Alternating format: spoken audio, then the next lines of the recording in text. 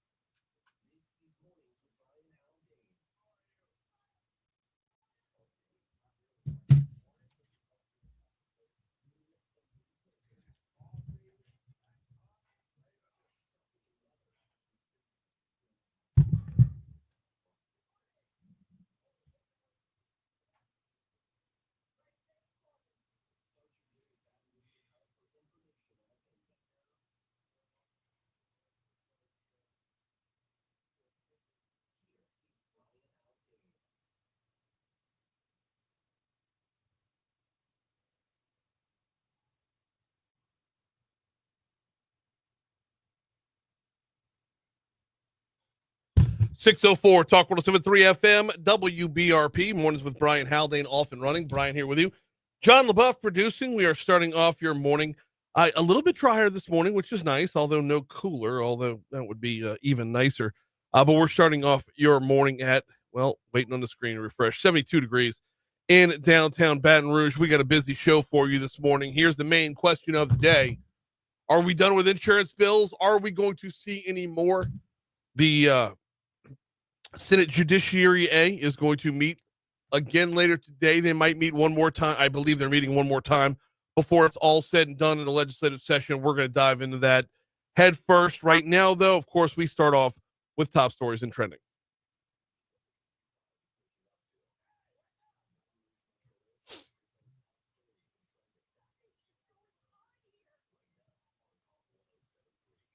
Number 5.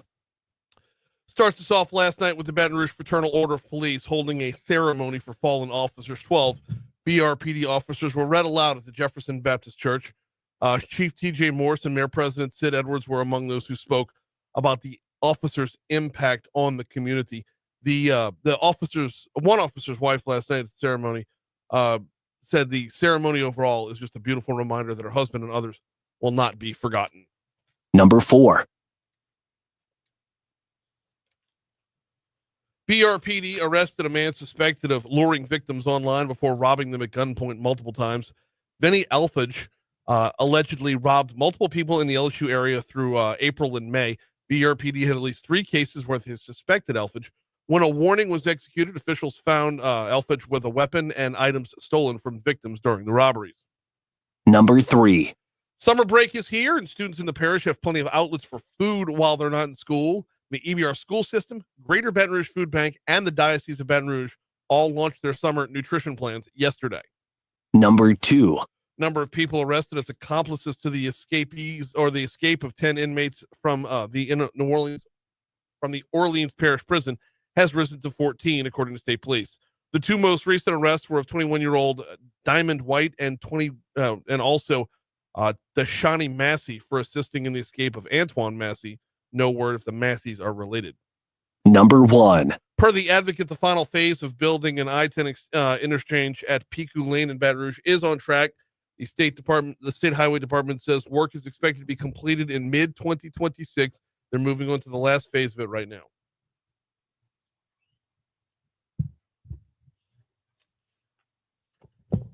Well, reports are that President Trump is losing his patience with the lack of resolution with the war in Ukraine, while Ukrainian President Zelensky and former President Biden are catching some of the blame. Most of the president's ire has been directed at Vladimir Putin. So he can get mad at Putin. Well, first of all, I thought he was controlled by Putin. How can he get mad if he's controlled by Putin? Right. All right. Secondly, he's got to walk a thin line here, because one of the things that's appealing about Donald Trump to a lot of people is that we're not at war. Exactly. Like, when our nation's resources are not being spent on the intervention of someone else's war or getting us into a war. So what's that line to escalate this without physically intervening and taking us to war? Exactly. Yeah. And that's not something I think he wants to get. That's not a route he wants to take. No, it's not. So, yeah. And speaking of the president, the White House said Tuesday that President Donald Trump is set to pardon reality TV stars Julie and Todd Chrisley after they were found guilty of tax evasion and defrauding community banks of roughly $30 million worth of loans. What? Huh? Chrisley knows best. You know. No. Oh. I know who they are. He's pardoning them? Yeah. That's what the press release said. Will he pardon Diddy? Ooh, I don't know. Depends. Well, I mean, Diddy, he's- hold on. He can't pardon someone who hasn't been found guilty yet. What's his rationale? you're What's saying his that- reasoning? So you're assuming that if Diddy was guilty, would Diddy's not guilty. Not guilty. Not at all? Okay, because we went over this last week. We did a whole thing on how they're proving Diddy's a bad guy. Let me be very clear for the listeners and viewers. Do I think that Diddy did some repugnant stuff? Absolutely. From a legal standpoint, is the federal government proving that he human trafficked? I don't know that they are. And I stand by that position. But meanwhile, Trump's pardoning these people? Chrisley's? Is Absolutely. it so we can have more shows? I'm thinking so. Meanwhile, poor Joe Exotic is just still sitting there in jail. Dude, why not pardon Joe Exotic? That's what I'm saying. That's a documentary on Netflix waiting to happen. Well, it's, for it's sure. the third documentary on Netflix because the first two have already happened. But yeah, Dadgum Tiger King stuck behind bars. Man. When Trump was leaving office his first time, your boy brought on a limousine to wait on him, and he just sat there in his cell, That's looking out the confidence I window want. at a limousine that he paid for that wasn't going nowhere. How about it? That's the confidence I want. Like, I'm getting out of here. I ordered a limo. Yeah. Ooh, this is awkward. By the way, I mean, and Joe Exotic, if I'm not mistaken, didn't we learn a couple weeks ago that he's celebrating his latest nuptials? Yes. Yeah. Yeah, we did. Prison love is a special love. Well, That should be a reality show by itself, huh? what, his prison relationship? Prison love. Yeah. Yikes. No, it shouldn't. Anyway, let the hype for the next college football season begin. LSU quarterback Garrett Nussmeier will be featured on one of the covers of EA's college football game this coming season. All right. So, All right, let's go. It's good stuff. They put out multiple ones, though. This isn't as big as like if he were pro and he were getting Madden, but I'm ready for it. Yeah, this is still great. Yeah. The preseason hype behind Garrett Nussmeier is only going to grow, and I'm here for all of it because the two previous quarterbacks that LSU has had who have won Heisman trophies didn't have the preseason hype that Nussmeier's got, so or will have before it's all said and done. It was a very, very slow build on Joe Burrow. It was an even slower build on Jaden Daniels. Burrow kind of broke through Texas game 3rd and 17. We all remember the play, right? I shouldn't say we all remember the play, but Texas game 3rd and 17 was the big deal. For Daniels, Florida game was the big deal, where it was the breakthrough and they just had to ride the wave out from there. Being a Heisman front runner wire to wire is a very, very difficult line to walk. So going to be curious to see how that all plays out. Speaking of seeing how things play out, we are on Wednesday of Regionals Week. Yes, it is Wednesday of Regionals Week. Yes, there was a holiday on Monday, so we're halfway through the work week after today is over, or by the time we get to lunchtime today. Let's talk a little LSU baseball next.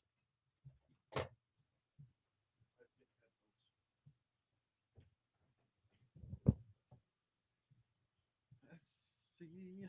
Are we on a break? Yep.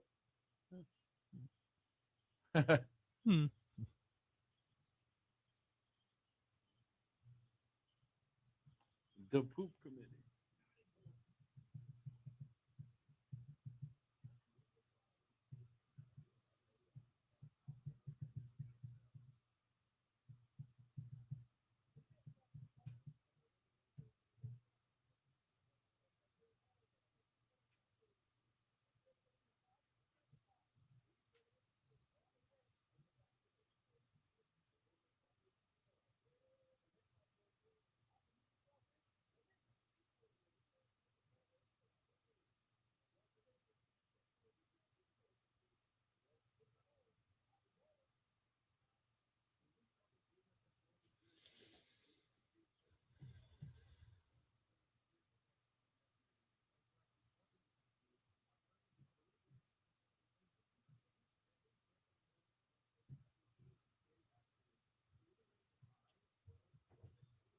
Because I'm selfless. Why do you do, baby Billy? I love that Hey, shit. man, it's a wash. It's a wash. After I pay my scientists, my laboratory fees, my lab rats, I make nothing. Hey, man, I ain't asking for the world over here. Just an 8-ball at $2 million.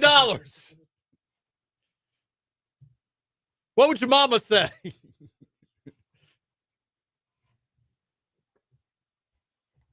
I'm predicting a spinoff show with Baby Billy. I know it's over. I know the show's over, but like, I need to watch the rest of them.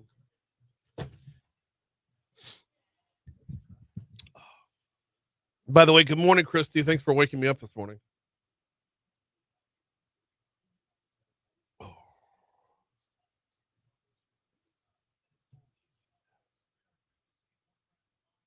who's our speaker today? Somebody talk about feral hogs. Gentry, I think is the last name. Okay. Which I guess I should write all that news before I get out of here this morning. Wild hog is. I cooked with pig's feet this weekend. I don't know if you saw that. Saw that. Yeah. It's not a ham hock. It's a different flavor. Made some split pea soup. I saw that. It was actually.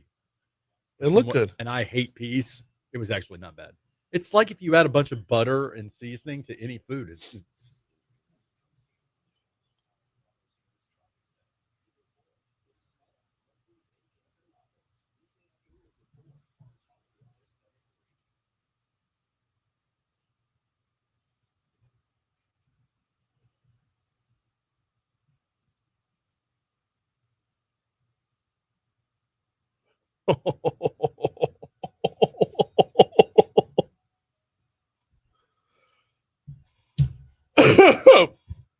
Oh.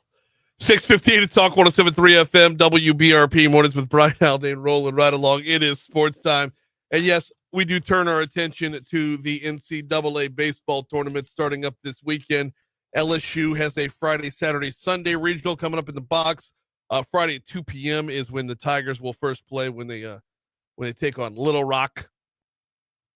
This will be the 28th regional this weekend. First since 2023. We did not host last year. Ethan Fry, he's an LSU designated hitter. He was a freshman on that team. He's excited to experience postseason baseball at the box once again. It's just so loud. It's crazy how loud it gets here. Fans are behind you every out of the game. You know, you've got support from. We might see 14,000 this weekend. You know, you never know. It's just a lot of support and a lot of energy from fans that are there to watch every game. Meanwhile, the Tigers' offense is not firing on all cylinders yet. They've looked better, but they've looked better at home than they have on the road, to be sure. Fry says that, by the way, is not a coincidence. If someone was saying that they like staying in a hotel, they're lying, to be honest. I love staying in my own bed, first of all. Great sleep, great recovery. Get your own facility. You don't have to go into a new environment. Hometown fans, that's huge too. You've played who knows how many games at your home field, you know what the ball looks like. So. By the way, Fry was a two-time state champion when he was at Rose Pine High. He was on the 2023 national championship team. He says losing the regional last year helped motivate him for this year. That was actually the first year in 3 years that I lost the last game I played in. I won 2 state championships in high school, so pretty successful at the end of the year. But on top of having surgery with that, it was a little more motivating for me, you know, to come back, be healthy, play again. And I don't want to lose the last game of the season again. Like we said, LSU will play at 2 p.m. on Friday, opting for the early game, leaving Dallas Baptist to play in the late game. Dallas Baptist is the 2 seed there, and LSU has seen Dallas Baptist before. They played them in a midweek game, super duper early in the season. I'm scrolling through the schedule right now, looking for it. Anyway, LSU had beat Dallas Baptist 7-3 earlier in the year. Within that game, there were a handful of pitchers that actually threw. Connor Ware was one of them. He threw 4 innings, got to start through 4 innings, only gave up 1 run. So one would have to believe that if you go up against Dallas Baptist again and you've got a weekend starter rather than a midweek starter, that 3 that you gave up to Dallas Baptist might be a little bit better off this time than it was last time. Meanwhile, over in the NBA, Indiana moves forward. The Pacers, well, not moves forward. They take another step towards moving forward. The Pacers now lead the Eastern Conference Finals 3-1. They beat the Knicks 130-121 last night. Tyrese Halliburton had a triple-double. Didn't just have a triple-double. Had a triple-double with over 40 points. but bigger than that. And like the numbers are just ridiculous on this one here. Halliburton. Oh, sorry, y'all. Spinny wheel. Busts me every day. Halliburton, I'm sorry, didn't have 40 points. 32 points last night to go along with his 12 rebounds and 15 assists. But the big number for Halliburton last night, 0 turnovers. 130-121. Pacers get the win. They move up to 3-1 in the series, which I believe goes back to New York next. You'll move over for Oklahoma City and Minnesota going back at it again tonight. It's coming up on 6:19 to Talk 107.3 FM, which means we are 1 minute away from the Fox Business Report. Within that minute, let me remind you about the folks over at P.F. Chang's. Great lunch specials every day. Starting at $13.99 with P.F. Chang's.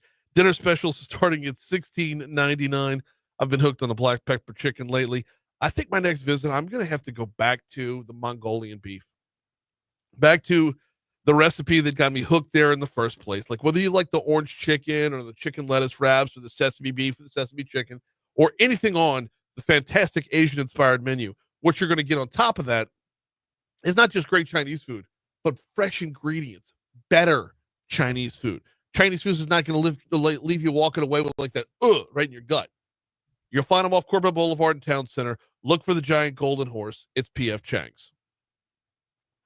Did you see the BR mattress commercials? Not yet. Oh, you got to see them. What? You did all right? So it was me, Stu Juice, and Wolf, and Mitch. 4 different groups. Wolf's didn't make the cut. It's a new flavor. Wolf didn't make the cut. Stu's commercial actually was pretty good. What, the same curmudgeon? Yeah. Okay. What are y'all doing? It was a commercial for BR mattress. No, what are you laying in the mattress? Are you talking about the mattress? No, we're just talking. There was a swimming pool that was theorized to be involved, but that didn't happen. Okay.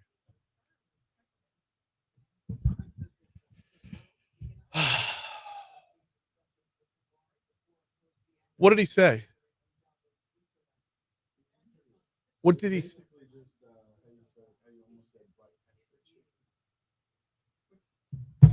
I didn't. Right. But that's what I'm saying. Yeah. Like he's listening that close. Well, he's got that little in life to deal with. I know. I mean, come on. I mean, that's pretty amazing, though. Think about where you are in life. That's you're like, all you have. Like no other stress, nothing else bothering you, just to find all the flaws in Brian Haldane on a daily basis. And while I'm at it, I was getting a haircut the other day. I know that was not meant to be a joke. And somebody walks up to me and goes, "Man, I love Wednesday mornings." Awesome. I was getting some food delivered to my house. This is where it got creepy. Some food delivered from the grocery store to my house. That's just pure laziness. I just don't like going to the grocery store. No, I mean, this big biker looking dude drops off the food and goes, he goes, "Man, I love Wednesdays, man. That's awesome. Way to go." I was like, "Oh, Haldane, baby. Haldane." Oh. Yeah, man. Just waiting for somebody to walk up to me in the grocery store and shank me. That's what I think about you. I mean, that might not. And be then because hire of the you. Show though. Shank you, then hire you. For the right Yeah. money, I can be victim and defense attorney. You're like, here's my card. Wait, here. I do payment plans. Are you here all the way to the top? 50. Oh. I gotta get out here a little early. Good, because I just stumbled across a story that is just too good to be true. Which one? Just popped up on the Advocate a couple of hours ago. Headline: Treadmill copier gone from Baton Rouge Center. Audit puts scrutiny on ex-councilwoman. You know Shauna Banks didn't steal no treadmill. Damn. All right, let's head on back to the Shop Hills Tire Traffic Center, where we are seeing some slowdowns on I-12 westbound coming in. No, well, not coming in from Range Avenue, but once you get into Baton Rouge, around Sherwood Forest, the delays actually start in between Millerville and Sherwood. They will continue through Sherwood before picking back up again.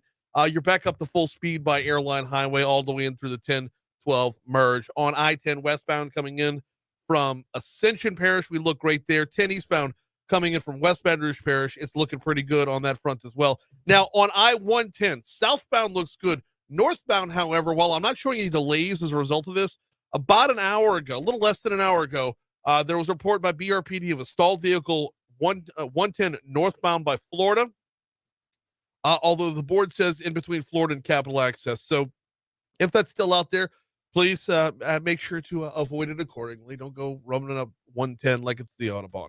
That's your look at traffic from the Shawbills Tower Traffic Center.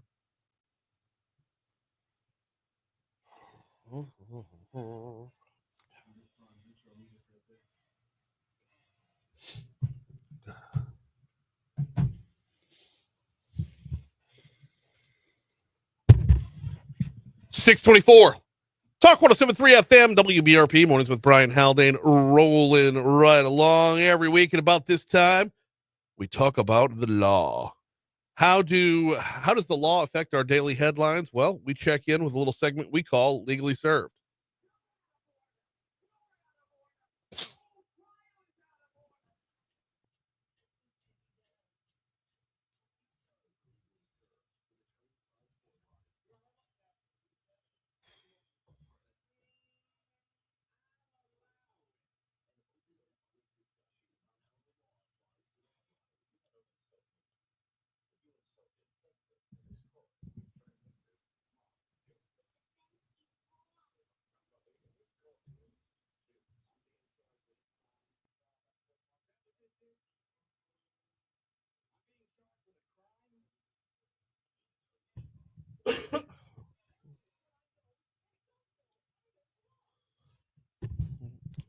Welcome in, Franz. How are you, sir? Blessings unto this house. You know, I've been doing this for a few years now with you. The segment? And you've been doing the segment since we launched the show back in 2019. Yeah, but we're over 6 years now, dude. Yeah. And I gotta tell you, I have some humility problems. I have some ego and pride problems that I work on a daily basis. But I gotta tell you, nothing strokes my ego more than I'm in some random public place and someone walks up and says, "Hey, I really like legally, I like Legally Served on Wednesday mornings." And I'm like, "I appreciate you not shanking me. I appreciate you not yelling at me." Why does it have to go right to the shanking? I don't know. I don't know. It's humbling. And sometimes it's law enforcement guys. Yeah. I was at one of my favorite barbershops, Catroni's, and a lot of law enforcement guys get their hair cut there. Commissioned law enforcement officers. Okay. See what I did there?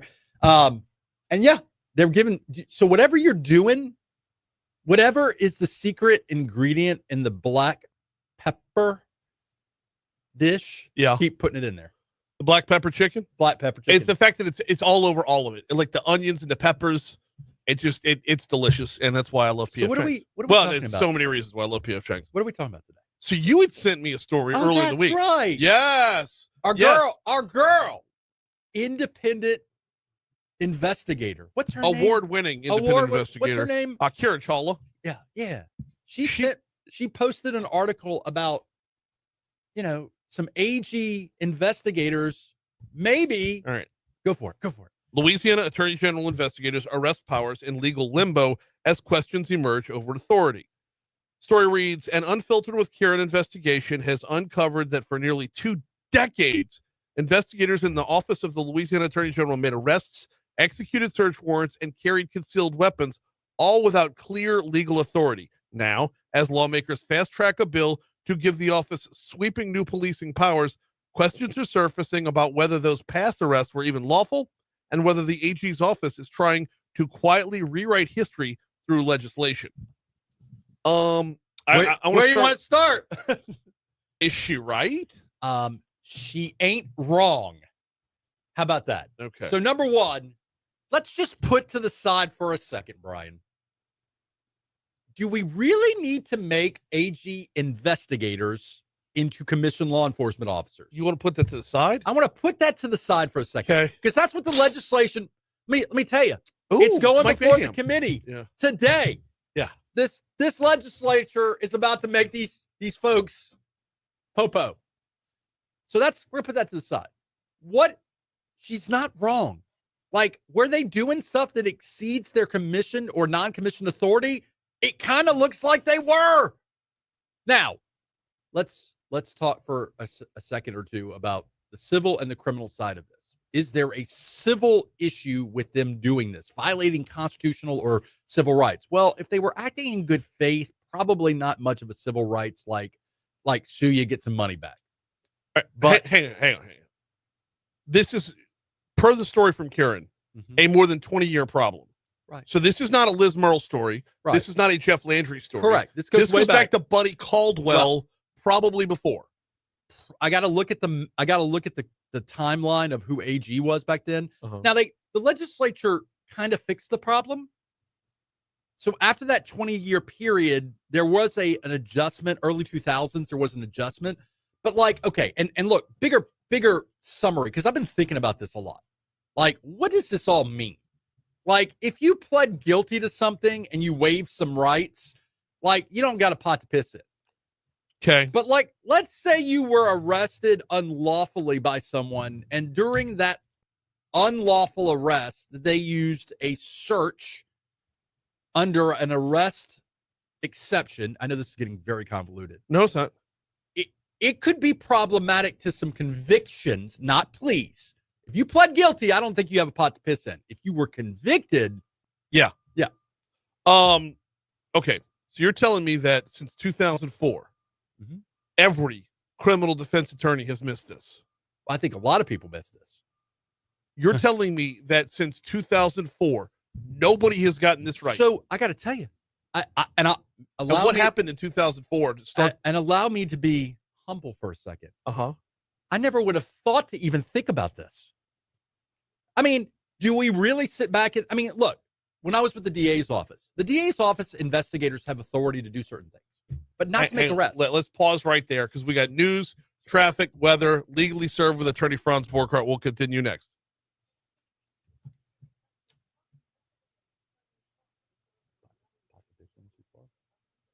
The second time. Sorry. Believe it or not, I really work hard. It's not an FCC thing. It's someone's going to complain because people like to bitch things. So believe it or not, I've been really working hard not to. So that all being said, I never even would have thought about this. Never even would have thought about it. Do you think they should have full authority? As a citizen, not as a lawyer, not just as a citizen, do you think they should have full arresting authority? And should all that? The Attorney General's office have any different level of authority on a state level that the DA's office has on a local level? No. Well, doesn't the DA's office have investigators as well who can make arrests? Not really. I don't think so. They're not commissioned to do that. That's what I was trying to say. They don't have that authority. And by the way, do you want the prosecutor's office to be the quote unquote policing arm of the law as well? That starts creating conflicts.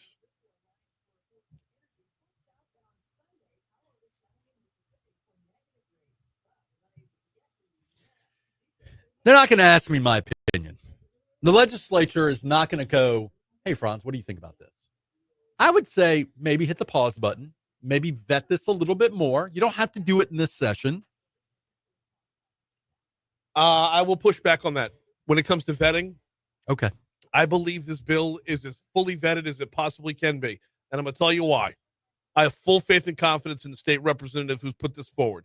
He is a walking encyclopedia. He is a history book. He is who I turn to for anything. Anytime I have a question about the past in Louisiana, he does his homework. Which one is it? Mike Bayham. Okay.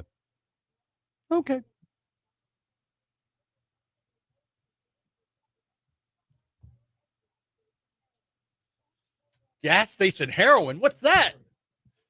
What's gas station heroin? 5-hour energy drinks? I think it would be the opposite. That would be gas station cocaine. Gas station heroin would be whatever that 5-hour energy looking shot that just says chill on the side. You know, I drink a lot of coffee. I drink a ridiculous amount of coffee. So I'm not judging anybody that drinks the 5-hour energy drinks. I've never had a 5-hour energy drink. You want one? No, I'm afraid. there's a little bit of fear in me. I'm not sure what happened. Do you just drink it warm? Like, is it chilled? I mean, what is it? No, I got it in my desk. Can you mix it with something? You can Like a if little you want vodka, to, but it's just, I mean, I've got blue raspberry on my desk right Okay. now. And does it I'll give buy you 'em. that? Does it give you that? Yeah. Orbit. Wait, no, it's Red Bull that gives you wings. Huh. The shot is a little more. What if you did a floater of the 5-hour energy drink with a Red Bull? I don't know that you get any more out of it in the short. You'd have really, really expensive pee. Okay. And Fair enough. kidneys that beg for mercy. Brian shotguns the Red Bull and then chases it with the. Well, no, I fire off a 5-hour before even drinking my coffee on a normal morning. I feel like there's better coffee or additives into the coffee we could do that would kind of Help fix. Are that. those expensive? What the The 5-hour 5-hour energy drink? It's about $25 for a 15-pack at Walmart. So you're doing $50 a month on that. just shy of that. Yeah, Are you doing it every day? almost. On the weekends? No. Okay. So you take a break on the Yeah. weekends. And how many of those a day are you doing? One. Just one. So when you hit the wall, when do you hit the wall? Like post workout 3 o'clock? Or 4 hours? Do well before workout. Yeah. About 1 p.m. You Yeah. Post rotary. I got you. I understand. Me hitting the wall has a lot to do with getting back into my car and the air conditioner hitting my face. So Wednesday is my longest day of the week for obvious reasons. And I will tell you at 8 o'clock at night, I put my son to bed at 8-ish, summertime a little bit later, and I will hit the wall at 8:30. I'm about ready to. Your Christian Life Award winning son? He did win a little award, didn't he? Yeah, he did. I'm biased. I'm biased, but I will tell you, I've watched a small little change in that boy in the last 3 to 4 months, and it was. And the coolest thing was at the awards, like he was looking for us because he didn't see us, and then once he saw us, he was embarrassed that we were there. It was great, like a 9-year-old, Like a teenager. Yeah. Like had we not been there, there'd be blood in the water. How we were there, we were hiding, and he saw us, and he was like, "Oh." Meanwhile, Brian's son, super genius.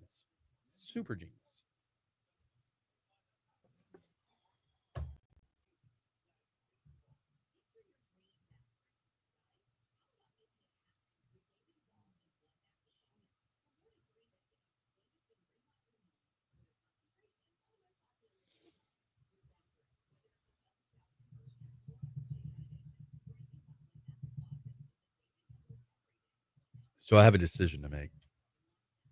I'm either going to take a quick weekend trip to DC, fly Baton Rouge, or, and I know this is going to sound weird, Green Bay to a town called Champion. It's a Catholic hot spot up there. Marian apparition spot in Champion. Green Bay, the flight from what? Mary appeared in Wisconsin? She did. It's a thing. It's the only North American apparition site. Wisconsin? Delaware? Our Lady of the Blessed Cheese. Time to get a look at your forecast. Here's WBRZ meteorologist Emma Cade Cowan.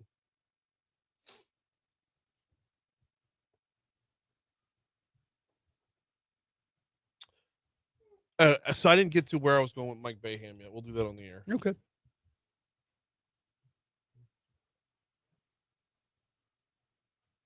I think the big issue is it creates a conflict of interest between your arresting authority and your prosecuting. Like, can they do tasks? Can they do certain tasks? I don't have a problem with them doing certain tasks. You want them to serve a subpoena on a witness? I don't have a problem with that. It's a fugitive task force. That's what he's looking to create. Do they need that power, though? Okay. I mean, could they have used it over the last 2 weeks? 637 Talk 107.3 FM, WBRP. Mornings with Brian Haldane rolling right along. Legally served with attorney Franz Borghardt rolling right along. We got one segment to go before we cut Franz loose to go over to Court TV, where he will be talking about. Today is Karen Reed. Okay. Is that story still a thing? I'm so over Karen Reed. Aren't we all? Like, I'd rather talk about Joe Exotic. Or the guys and gal from Chrisley Knows Best. Chrisley Knows Best. Yeah, who are getting a pardon now. Do they get a pardon and a new show? I kind of want to watch them go back to reality. I have to believe they will have a new show. I have to see it. Yes. As much as I want to see a Martha Stewart and Snoop Dogg show. Didn't they do that already? I think they did. Yeah. I want to see a post jail time. Jail changes you. I mean, it can either make you hard or stop. Humble is the other part of that equation that you were looking at. Per Unfiltered with Kieran Chawla, in 1982, lawmakers created a special investigations division, commonly called ID, within the AG's office. So it's the AG ID. Okay. We're just flinging around acronyms there. Apparently, the division was tasked with investigating violations of state law, including public corruption and fraud. It was only allowed to arrest individuals and carry firearms if investigators held special officer commissions issued by the state police. So what Mike Baham, and by the way, 1982, that would be back at the beginning of Richard Ayoub's term as AG. Ayoub was followed by Fody. Fody was followed by Caldwell. Caldwell was followed by Landon. Right. This is not pointing a finger at Let me be very clear on this point, because I know I sometimes have said things about Attorney General, now Governor Landry. This is not on any of these guys' shoulders. No. The legislature created this issue. Right. And now they're presumably trying to overfix it. Oh, I don't know if this is an overfixing of it. Do they need this authority, though?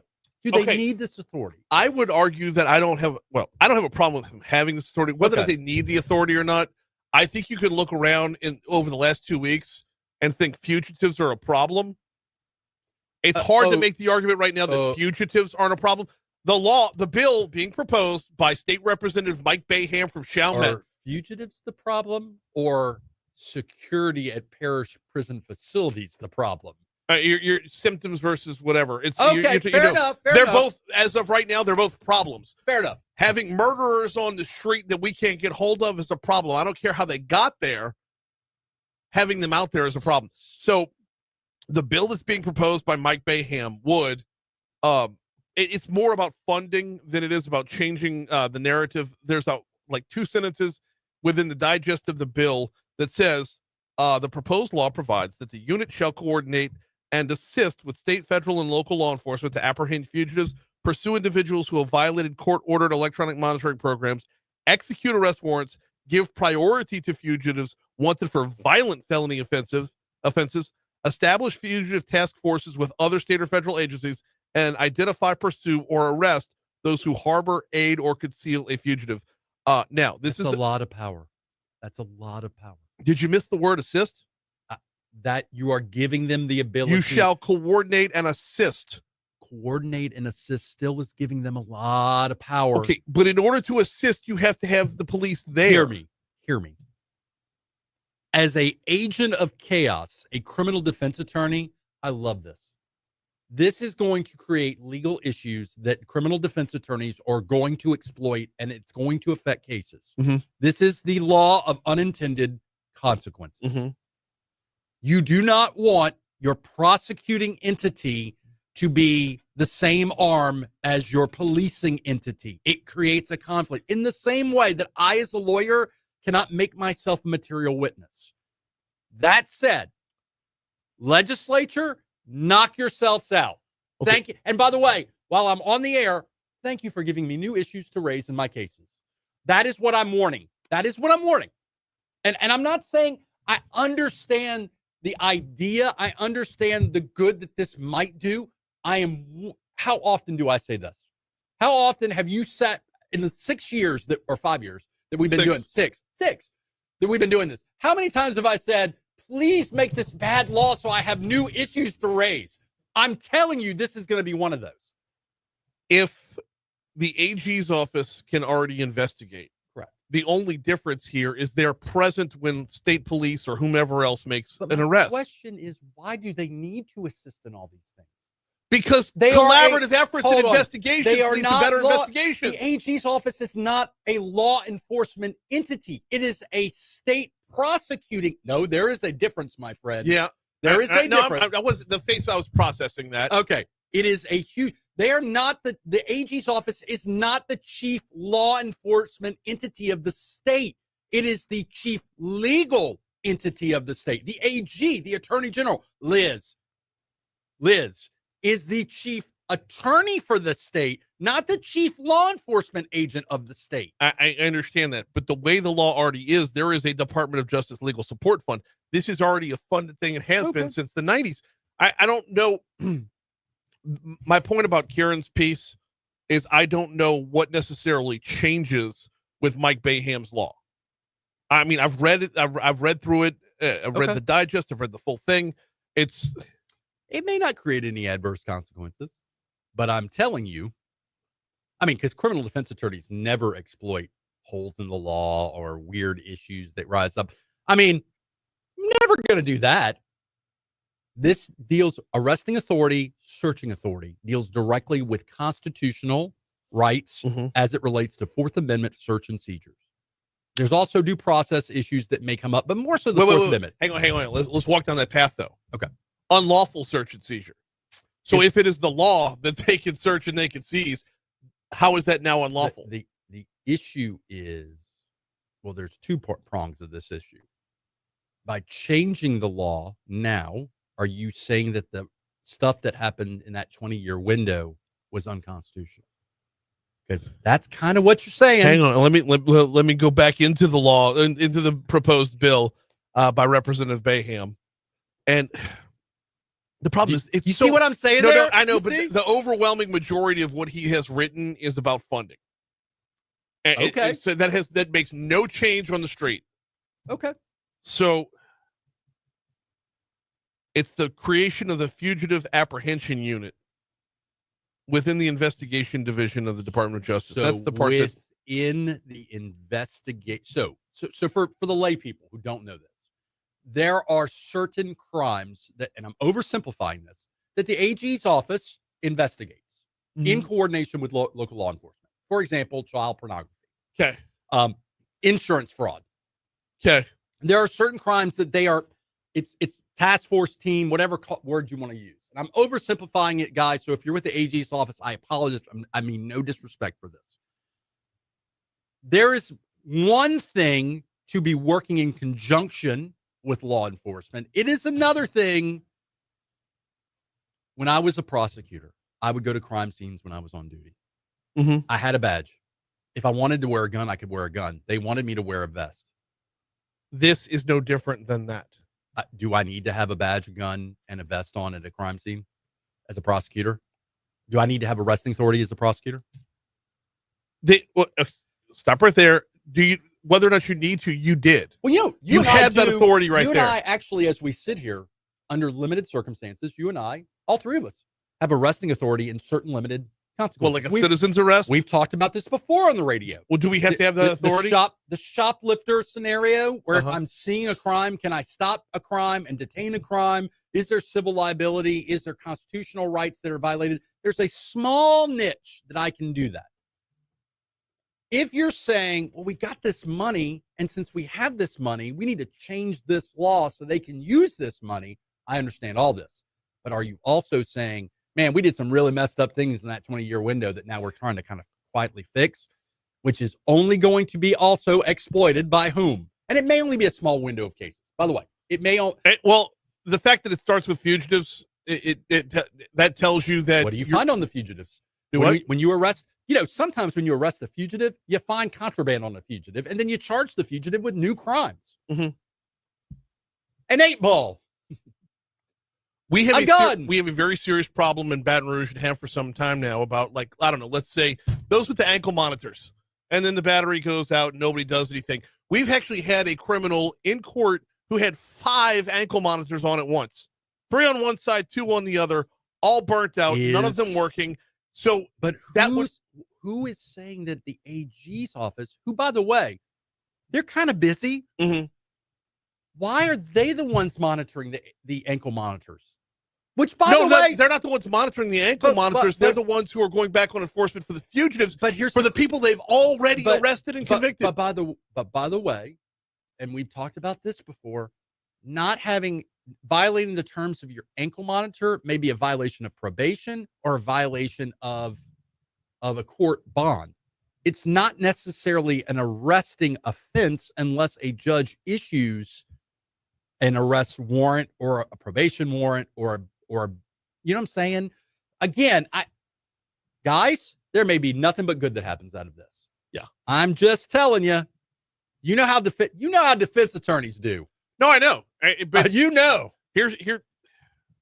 If everybody says it's not my job, then who solves and fights crime? It's not. Especially when those who are tasked with it are already overwhelmed. Are we saying that it has to be their job because there's the money, and because there's the money, it has to be their job? No, it's not. It's not. We not got a because of the lot of money. law. I mean, I understand.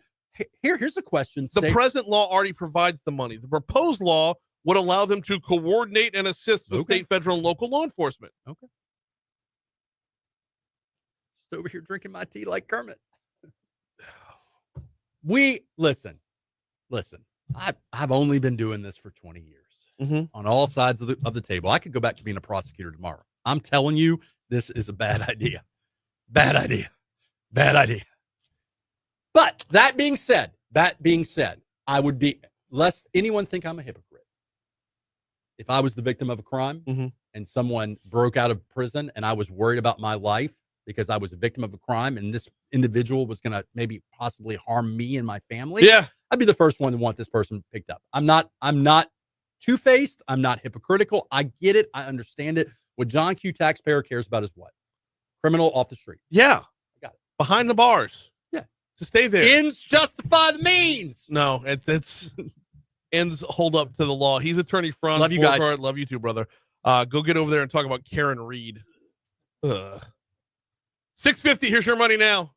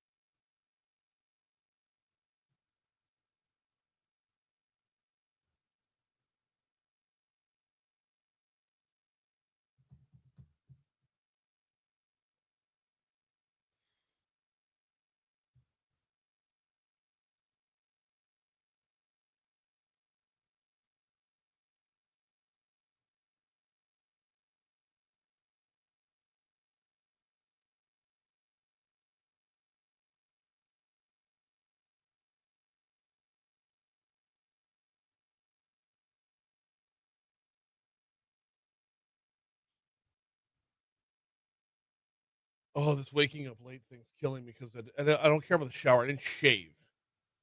That's bothering me. Do what? You shave every day? Yeah. Really? Yeah. Hey, you noticed I shave? Yeah, I did. Noticed Weird, it yesterday. Weird, huh? Different looking. It's weird. It's kind of weird. Feels weird.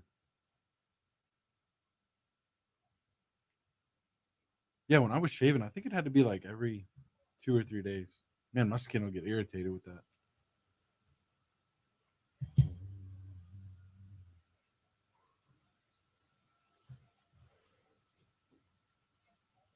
Yeah, I kind of had to hold up my end of the bargain.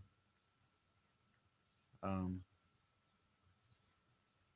outside of this, I'm like in youth ministry and stuff like that. And I don't know what it is about teenagers and their hair. I kind of do. But they're very particular about their hair, some of these guys in youth group. And they were talking about cutting their hair. And I'm like, dude, if you guys cut your hair, I'll shave my beard. They're like, no way. I was like, oh, yeah.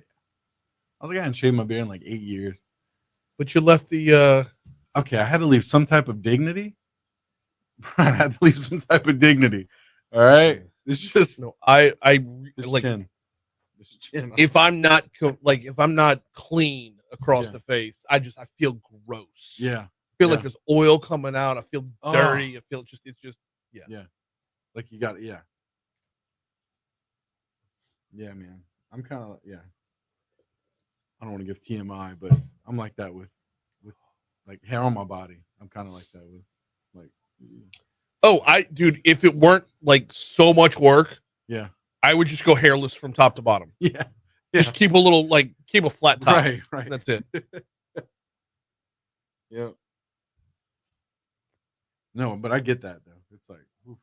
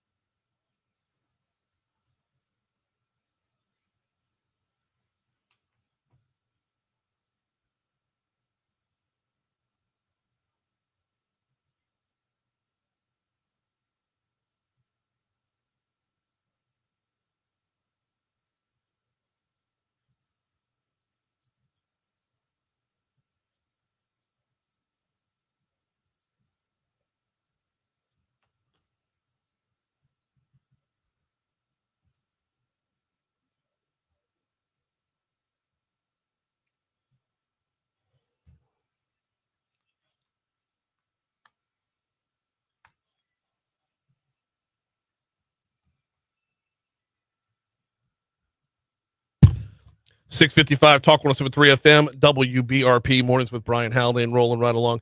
And thanks again to attorney Franz Borghardt for hopping in for Legally Served.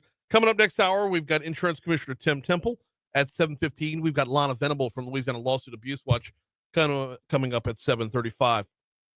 Before we get back into it, got to remind you about the folks at Landmark Bank. Founded in 1897 as a community bank. In 2025, Landmark Bank is now officially a community bank. They've never strayed from the formula. They've stuck with their mission this entire time. When you have a bank, when you have Landmark Bank, you don't just have a bank, you have a banker, and it doesn't limit you in any way, shape, or form when it comes to your bank, when you're checking, your savings, whatever you're investing. They can help you on all those fronts. And when it comes to borrowing, when it comes to reaching out to achieve your dreams, whether it comes to buying that first home, adding on to your home, they can help you out on all those fronts. And by the way, it's not just on the personal banking side, it's on the business banking side as well. Get a full list of their locations at landmarkbankla.com, landmarkbankla.com. So, bumping around the Advocate this morning, could not help but run across this headline. Patrick Sloan Turner is the journalist who penned this piece. The headline, which is never written by the journalist, but the headline reads, "Treadmill copier gone from Baton Rouge Center. Audit puts scrutiny on ex-councilwoman." Oh, please tell me more. Tell me more, said the song from Greece. At least $30,000 worth of items, including a $13,000 copier, a treadmill, 10 Dell computers, and dozens of other pieces of equipment went missing from a Baton Rouge community center, raising questions about the center's previous management, according to a recent audit. The report, published May 8th by the City Parish Finance Department at the request of Metro Council member Anthony Kenny, whose district includes the center, revealed numerous items missing from the Jewel J. Newman Community Center's inventory. Quote, "The center lacked internal controls for safeguarding assets," the city parish auditor wrote, also questioning credit card transactions that were not compliant with local policy. The managers of the community centers, like Jewel J. Newman, are selected by the respective Metro Council member. The audit concerns the last term of Kenny's predecessor, Shauna Banks, who served from 2013 through 2024. The report reviewed a small sample of 2024 credit card transactions. Of those, investigators couldn't find about $1,300 worth of furniture purchased for the center from Home Depot and Amazon.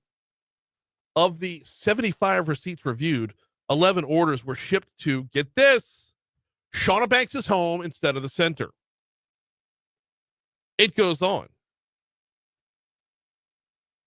When reached for comment Tuesday, Banks said, quote, there was an agenda behind the report coming from Kenny and parish attorney Greg Rome, though she had yet to review the 41-page document.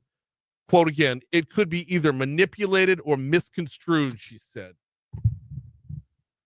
Oh, I can't wait to dive into this. Calls going out to Anthony Kenny to be sure to get him on the show. I know Shauna doesn't come on the show. I've asked her in the past. She yelled at me. Yeah.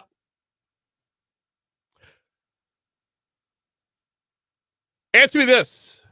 Going back to the top of the page, you think Shauna Banks stole a treadmill?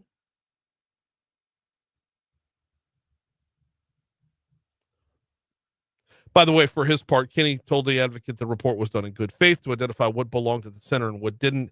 As the report shows, several items belonging to Banks were stored there when he took over. Oh, I can't wait to dig in on this. It's going to open up so many other questions about community centers as a whole, about that line in between what is yours as a public servant and what is the public's, and you need to not cross that line. And how much privilege do you have when you hold an office? We'll dive into all of that. Right now, though, we got to hit news. Hour 2's next. I'll be right back.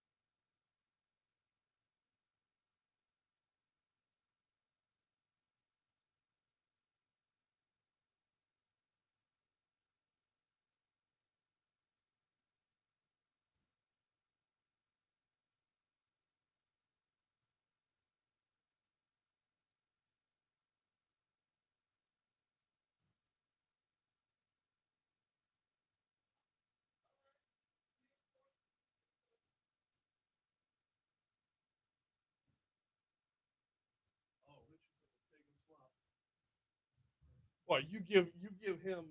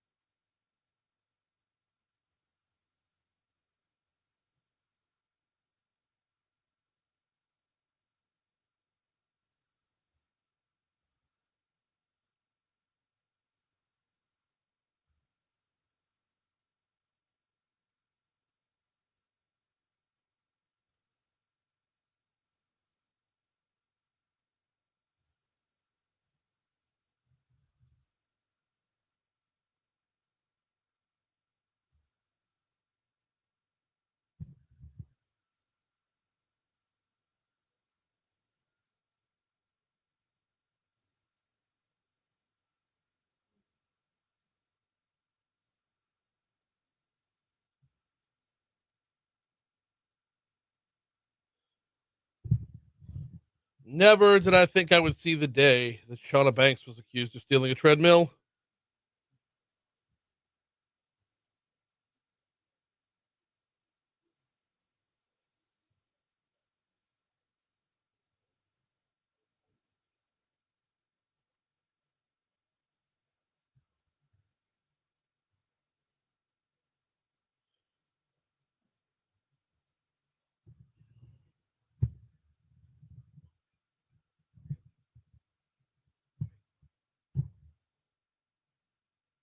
Debbie says, oh, going back to legally served. Debbie says this conversation proves the justice system is broken. Some departments need to step up.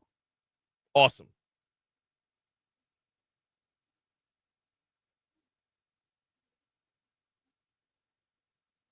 Byron asked the same question I did. Don't some district attorney's offices have investigators? How is this different? See, this is my first time. Y'all, my wife woke me up at 5:35 this morning, so I am way, way behind the 8 ball today. Normally, I'm through the front door of the building at 5.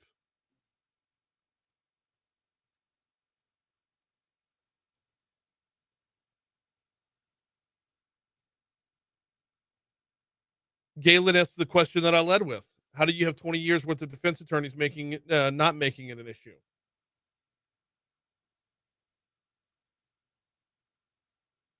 Totally.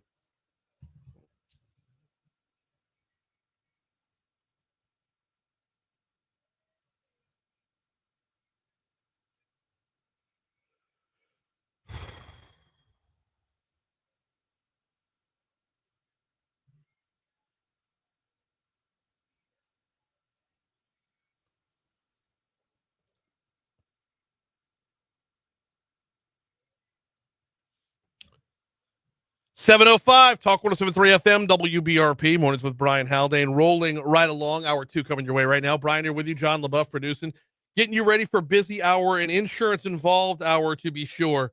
Give me one quick second as my next guest has just arrived. So let me do this. Hang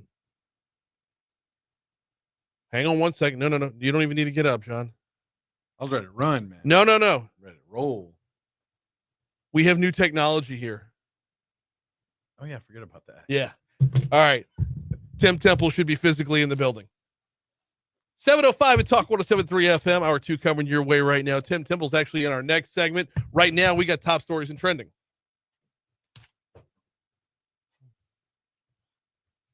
I can do it from my phone. I don't have to wait anymore. Doing well, sir. How about you? Oh, yeah. Number 5. Have we seen all we're going to see on the insurance front this legislative session? Maybe not.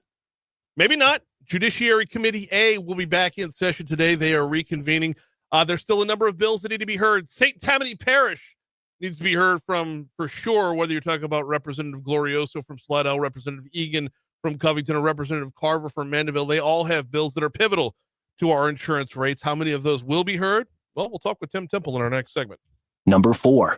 BRPD arrested a man suspected of luring victims online before robbing them at gunpoint multiple times. Vinny Elphage, Elphage. That's what I'm going with for pronunciation. Allegedly robbed multiple people in the LSU area, but over the last couple months, BRPD said at least 3 cases where they suspected Elphage that they were going after. When a warrant was executed, officials found Elphage with a weapon and items stolen from victims during the robberies. Number 3. Excuse me. Summer break is here. Students in the parish have plenty of outlets for food while they're not in school. EBR school system, Greater Baton Rouge Food Bank, and the Diocese of Baton Rouge all launched their summer nutrition plans yesterday. Number 2. Per the Advocate, the final phase of building out the I-10 interchange at Pico Lane is on track. The work is expected to be completed in mid-2026, according to the Department of Transportation and Development. Number 1. Number of people arrested as accomplices to the escape of 10 inmates from the Orleans Parish Prison has now risen to 14, according to state police. The 2 most recent arrests were of 21-year-old Diamond White and also Deshaunay Massey for the assistance in the escape of Antoine Massey. No word if the Masseys are related.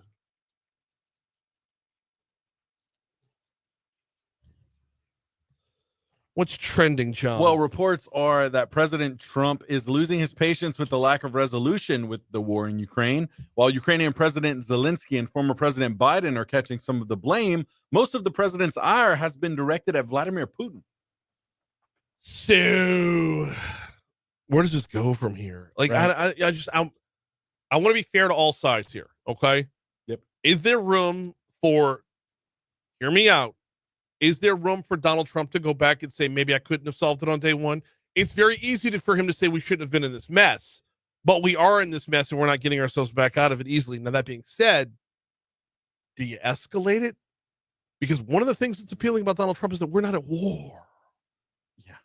So We'd like to if keep that it that way, card right? can't be on the table, which it can, but if you're taking that card off the table, how far can you go to push both sides to play nice together? And I understand for Donald Trump, if you say we wouldn't have been in this mess if I had been president then, I hear you, but we are in this mess and nobody's listening to you. Yeah. What else you got? Well, the White House said Tuesday that President Donald Trump is set to pardon reality TV stars Julie and Todd Chrisley after they were found guilty of tax evasion and defrauding community banks of roughly $30 million worth of loans. Did you ever watch Chrisley Knows Best? Reality TV. I gave it up after Flavor of Love. Well, this was before Flavor of Love. But they were convicted in 2022. Yeah, Chrisley Knows Best. It's hard to argue that there's no such thing as white privilege if you've ever seen Chrisley Knows Best. That show was white privilege personified. Yeah. You just look at these people with like money on top of money. They fall bass backwards into good fortune every time they turn around. Like, how? What did you do? Where do you come from? Right. And they come to find out when it come from, tax evasion and loan fraud. Oof. Okay. Man. Doing time. And now the president wants to pardon them, but does not want to pardon Joe Exotic. I know, right? Bro. What kind of world do we live in, Brian? I don't know. Where Joe Exotic's not getting pardoned, but the Chrisleys are. Where a man and his husband and his other husband and his third husband and all his tigers can't get a fair shake in this world. Where are we at? What are we doing? I mean, come on. Get it together. Yeah, give me something good. Well, let the hype for the next college football season begin because LSU quarterback Garrett Nussmeier will be featured on one of the covers of EA's college football game this coming season. Fired up about that. There we go. So one of the covers, which means I guess based off of where you are, that's who you'll get, or which is still cool, right? It is. Yeah. It is. Maybe you buy more than one copy of the game, so you get all the covers. Hey, there we go. Yeah, it's like the different horses on top of a bottle of Blanton's, right? Sure. Why not? Yeah. Same stuff inside, different cover, different thing on the top. Yeah, but this will be really cool for any collectors out there as well. Like you said, if you're just collecting the covers. Well, my interest in this is the hype behind Garrett Nussmeier. Yes. LSU's two previous quarterbacks who have won Heismans were not the front runner for the Heisman at the beginning of the season. It is difficult to be the front runner wire to wire. Nussmeier's a lot closer to the top of that list than Joe Burrow was at the beginning of his senior season and Jaden Daniels was at the beginning of his senior season. So can you hold off all that pressure? Yeah, you're right. But no, this is really fantastic news. Yep. All right, 7-Eleven Talk 107.3 FM, WBRP. While you're following Garrett Nussmeier this coming season, know that right across the street from where Nuss is doing damage is Mathern's. Right there in the Nicholson Gateway Shopping Center, right across the street from Tiger Stadium, and geographically, the closest grocery store to Alec Box Stadium, which means if you are tailgating for this weekend's regional, you forgot anything along the way, wanted to pick something up last minute along the way, Mathern's has got you covered. Right there in the Nicholson Gateway Shopping Center on Nicholson Drive. You know where it's at. It's basically where the old Alec Box used to be. So if you're hitting up the regionals this weekend, Mathern's has got you covered. If you download the Mathern's Rewards app, you're going to earn cash towards more groceries. Today is Wednesday, so their new specials should be out right now. If you download the Mathern's Rewards app, they'll have you covered on that front as well. The new specials. Bell peppers are on sale for 25 cents a piece. There's more than that, but we're just out of time. We got a break. Come back. We got Tim Temple next. Come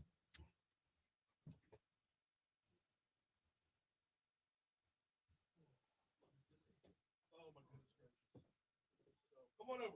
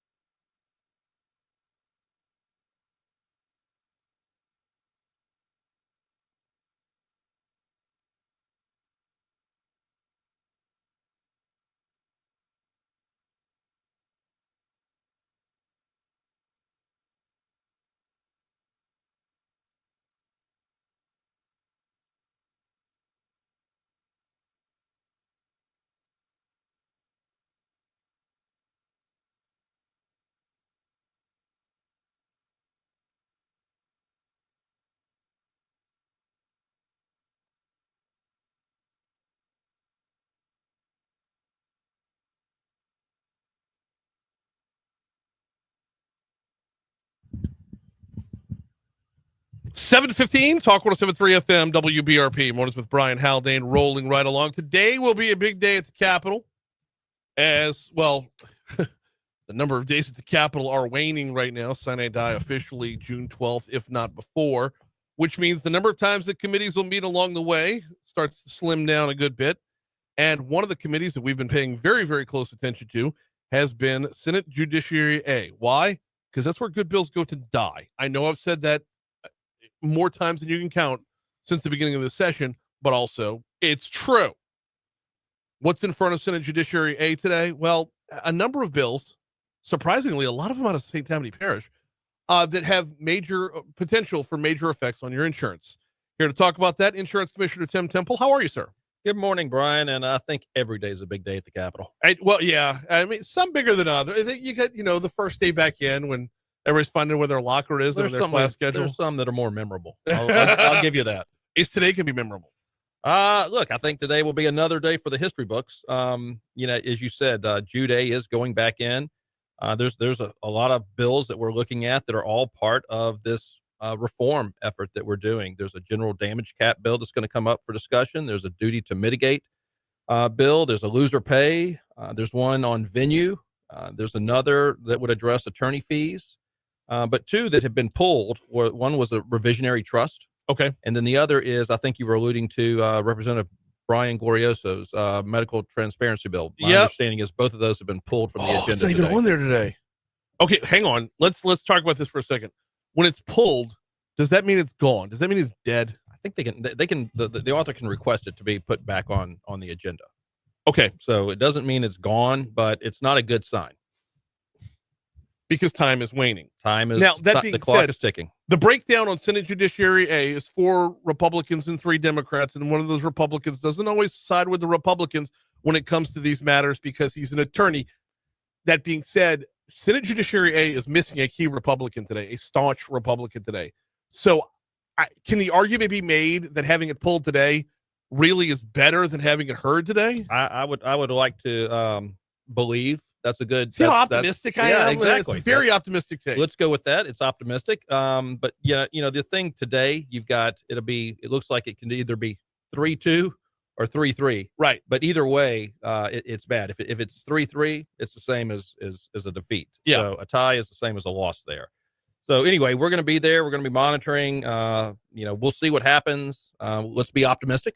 Yeah. And hope that they get the good debate and that these, as I've said before, these bills deserve to be heard and go to the floor and have the conversation on the Senate floor. Well, and that's the thing, though. They've already passed on the House side. Correct. Both committee and full floor. So why is it when something gets to Jude A, how does Judiciary A get this reputation for just killing things that are otherwise insanely popular? Well, is it a reputation or is it just fact?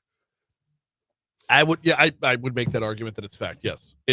But that's where we are. But we're going to continue to push. But Brian, there's some other bills that we're looking at. There's a press conference today that the governor's holding on some of the other reform bills that have passed and will be signed into law in the next day or two. I mean, it does take a process. There are timelines that have to be met. But I think ceremonially, some bills will be signed today. The modified comparative fault, Housley presumption, the no pay, no play. Those are 3 I know for sure. There's the one that obviously I'm at odds with, and I think a lot of people have odds with, 148, which was started off as a good bill, the Wiley bill, which was a transparency bill, and got, as we all know, through that process. I think it's the ugliest bill I've seen this session. Is this the one that puts everything back on your office? That's correct. Okay, let's talk about that one for just a second. Because the last time you were on, we talked about it, and I think you made some really good points. And for those who weren't listening a couple weeks ago, I would like to reiterate I would like you to reiterate those points. Your office right now already has a lot of authority when it comes to what you can and can't say. But rate regulation. Rate. Okay. So what authority do you already have, and how would this bill change it? Well, Bill, this bill, as I've said, Brian, is it wants to ignore the math. A lot of people are not happy, including myself, with the premiums we're paying today. Right. They are expensive. They are unaffordable for many, whether we're talking about homeowners or auto. What this bill proposes to do is gives me some magical power to decide what's excessive, not based on math, but based on feeling. Mhm. That's not the environment that we need to be in. Look, this is creating a one-man rating commission. We had a rating commission back in the 90s. It was eliminated in the early, I think 2005, 2007, somewhere in that period. During that same period, and I just saw that I asked staff to pull these numbers during the 90s and then the first 6 years of 2000, we had 57 private passenger auto writers go insolvent. Why did they go insolvent? Because the rating commission was extremely political and would not give companies the rate they needed to be actuarially justified to pay claims. They went broke because they couldn't charge the premium they needed. This is going to be pushing us, has the potential to push us back in that same type of setting, marketplace. I don't like the premiums, but if we don't reduce the amount of claims being paid, which some of these other bills are working on, then we're never going to get the lower rates that we deserve. And this bill is a false flag. It is saying, it suggests that the reason we have high premiums today is because of some lack of authority. I deny excessive rates that aren't actuarially justified. Right. Already had the power. We didn't need to do this bill. We did not need to do this bill. And I've read the article in the paper, and I've had conversations with insurance companies now that are saying this is going to create an issue for insurance companies doing business in Louisiana. We don't want that. We've passed a lot of good legislation last year. They're about to pass some really good legislation this year. This has the potential, and I think more than the potential, is to undo a lot of that good. Worst case scenario with this bill passed, if you still follow those same actuarial guidelines, how do things change? Look, if I continue to follow the same actuarial guidelines, just like it's been said in the paper, then everybody says, blame me. Okay. That's what they're going to do. Yeah. And again, that's not what you want in a regulator. You want someone to follow the laws, to set the conditions, to create a marketplace where companies want to come in and do business. This is going to upset that tremendously. When 57 companies go insolvent, does that mean they're completely out of business, or they just weren't making money here, so they packed up and left? Of the 57, 38% of them were Louisiana domiciled companies. Okay. The rest were various other states. Okay. So Because I think that's a part of this equation that hasn't been talked about yet. You can have all the authority to deny rates all day long. What you don't have is Jedi mind powers to tell the insurance companies that they have to continue doing business here. No, and you don't have that authority, that you must do business, but again, capital goes, it's going to walk. Capital goes where it's appreciated. We do all types of wonderful things in the state of Louisiana to attract companies to do business. Oil and gas, manufacturing, movie industry. I mean, there's an endless list of things that we do for various types of businesses that we want to come and do business here. We're telling the insurance industry, we don't want you to do business here.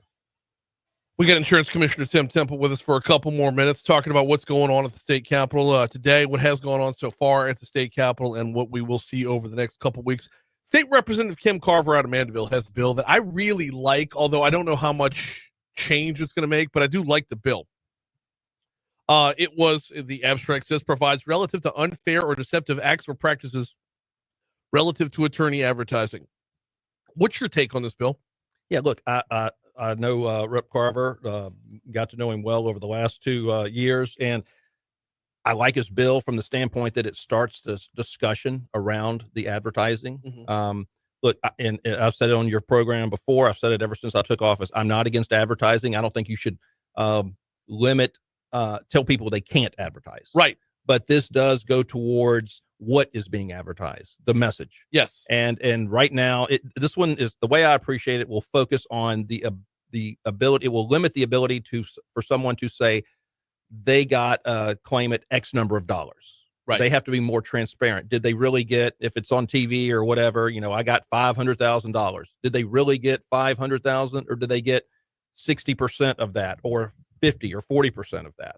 Well, and how much goes back into the fees as well? Like, don't tell me what the settlement was. Tell me what your take home was. Well, and again, I don't read it. If that's what it's going to do, I think it says that if you say that you got X, then you have to truly have that portrayed actor or whatever. Again, it can't just flash a big number up there and make people think that everyone's going to get that number or that's what that portrayed person on there got. Well, even advertisements for medications have to say actual results may vary. Right. I don't know why this would be any different. Well, and again, it's a step toward. I do not think that this is it's a good bill. It's not going to move it a lot. I mean, when you drive up and down the highways, how many billboards have a number on them? I don't think not a whole lot. Right. Now, there's more on the TV advertising. Yeah. Right. So it's going to change that. But I think what you're going to see is just the pictures you see on the billboards are the ones you're going to see on TV. Okay. That's my spin. And, that's what I think. All right. There is a bill. We had Representative Peter Egan on last week. He wants to put a $5 million cap on all the general damages. Yeah, general damages that go beyond the actual medical bills. The largest cap anywhere else is 1.2 million, if I'm not mistaken. That sounds correct. And we want to, as he put it, and we're going to hear from Peter Egan. I had him on last week. We're going to play back some sound bites later on the show. But he said he was very conservative in putting a $5 million cap on this. In what world does it not make sense to put some sort of reins on the, mental anguish or whatever? Well, look, I think it's a good bill. I think it would be one of the bigger bills had it, I don't think it's going to get out of Jude. I don't think it's going to see the light of day. But again, our friends to the east in Mississippi, they have a $1 million cap on general damages. Yeah. And it's just that it's the general damages. Like you said, if you've got, a lifetime medical plan or anything else, and you're going to have, bills for a long time because of some serious injury, that is going to be covered. Right. Again, as far as the 5 million, I'd had a conversation. I thought the 5 million was way too high to start with, but I don't think it's going to be an issue because I don't think it's going to move. So I had a friend, and this is like a legit story that was told to me, their experience. They got into an accident. It was their fault. They rear-ended somebody, tore up the bumper of the other car. A couple months go by, they get a letter in the mail that says, we're suing you for $10 million, but we'll settle for the $250,000 that your policy covers. A bill like this would take a lot of the shock and awe out of those fear tactics. That's correct. And again, it's a good bill, and we'll see if it doesn't go anywhere this year. Hopefully, it gets brought back next year, and we continue to push. But Brian, just what you said, that scenario where someone was involved in an accident that they caused or maybe they were part of, and their insurance company had to settle for much more than everybody agreed to. Mm-hmm. Everybody in this state has that story. Yeah, it happened to them. It happened to a family member or it happened to a friend. Yeah. And that's what we're trying to reduce. We're trying to dissuade or discourage the abuse of the system in Louisiana. We say it all the time. You deserve to get compensated when your claim and your bodily injuries and your medical are legit. Yes. That's what we're trying to, that's the definition of made whole. Made whole. You're not putting together more than your original parts. And it works in all these other states. We need to fix it here in Louisiana. And I say all the time, if your claim's fair and legit and all that, you have nothing to fear about this legislation. Right.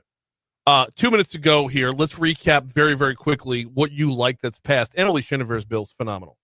Yeah, the modified comparative fault is a great bill. The Housley presumption. You have to prove if the injury you're claiming, you have to prove it was a result of the wreck. Mm-hmm. There's a no play, no pay, or no pay, no play. It caps. You can't recover the first 100,000. It's a good step forward, but look, I hear it from the people in the commercial trucking industry all day long. They're like, that's not going to do a whole lot.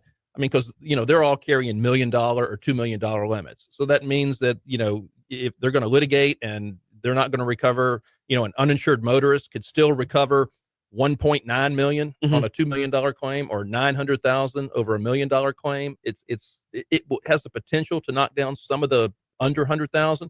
But that's uninsured motorist. Right. And while it's an issue in Louisiana, it's not a driver in Louisiana, the uninsured motorist. But I looked it up. We're 23rd in the nation for uninsured motorists. You cannot convince me that our insurance rates are the outlier because of something we're middle of the road on. Did you see Mississippi? What they are? No. They're twice our average. Oh, really? Yeah, I think they're 22 or 24% uninsured on the road. We're at 13%, I think. Yes. Yeah. He is Insurance Commissioner Tim Temple. Stick around during the break. I want to pick your brain on Facebook Live and on YouTube Live about one other item on the air right now. We've got to take a quick break. When we come back, we're not straying far from this topic. Lana Venable from Louisiana Lawsuit Abuse Watch is going to join us next. So we'll broaden out to a few other topics or a few other items on the same topic. But on air, here comes news. All right. Yep. On the homeowners insurance front, you are able to take what we're doing right now and go to homeowners insurance providers and say, look at this, we're working. I know Moon's on his way right now. Yeah. Moon's broadcasting from here today. He hates that step in the right direction phrase so much. I know. Look, and I understand his, yeah, but you can't stand still either. I know, but we can stay at pace behind if we're moving forward. Now, on the homeowners front, you're able to go to the providers and say, look what we're doing. In good faith, can you open up more business over here? Do you have that same advantage on the car insurance front to say, we're moving in the right direction? Can you drop us down just a hair to show that the work we're doing is working? Look, I am having those conversations with companies. Oh, wait, you're not on mic. I'm having those conversations, but let me tell you, this is something, and I just got this yesterday, and this is on back to homeowners. Mm-hmm. This is a company, has portfolio of business here in Louisiana. They're in the London market negotiating their reinsurance treaties. Okay. They have someone that they're a market said that,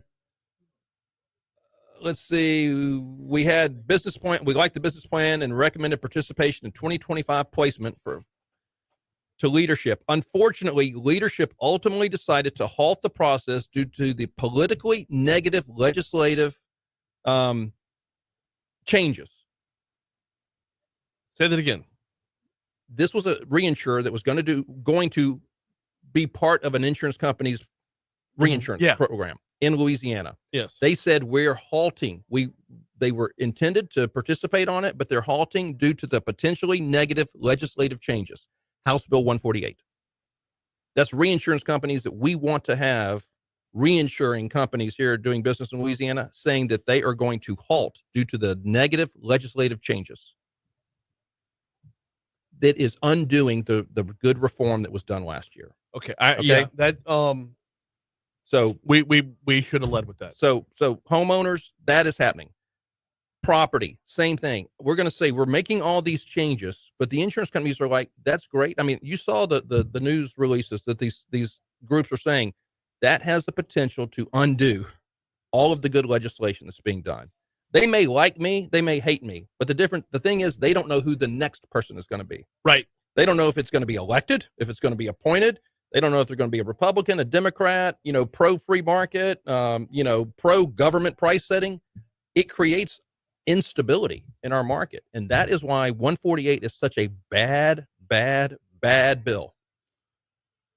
It is kryptonite. And we'll see. But nonetheless, it just makes my job harder. Yeah. It doesn't mean I'm not going to work. So it means I'm going to have to work harder. Right. To go out and convince companies we're still a good place to do business. It just raised that hurdle. We've been trying to lower the hurdle. Mm-hmm. It just raised it, jacked it up as high as it can be. But we're going to keep swinging. And everything we've talked about with 148 has been done on the car insurance front. I never even stopped to think. It's the entire zoom out. It's the entire market. All right. It does everything. It doesn't limit it to auto. It says all insurance rates. Yeah. All. Your umbrella, your general liability, your earthquake, if you buy it. I mean, anything that the Department of Insurance regulates from a rate standpoint, it impacts. This is neither here nor there, but do we need earthquake insurance?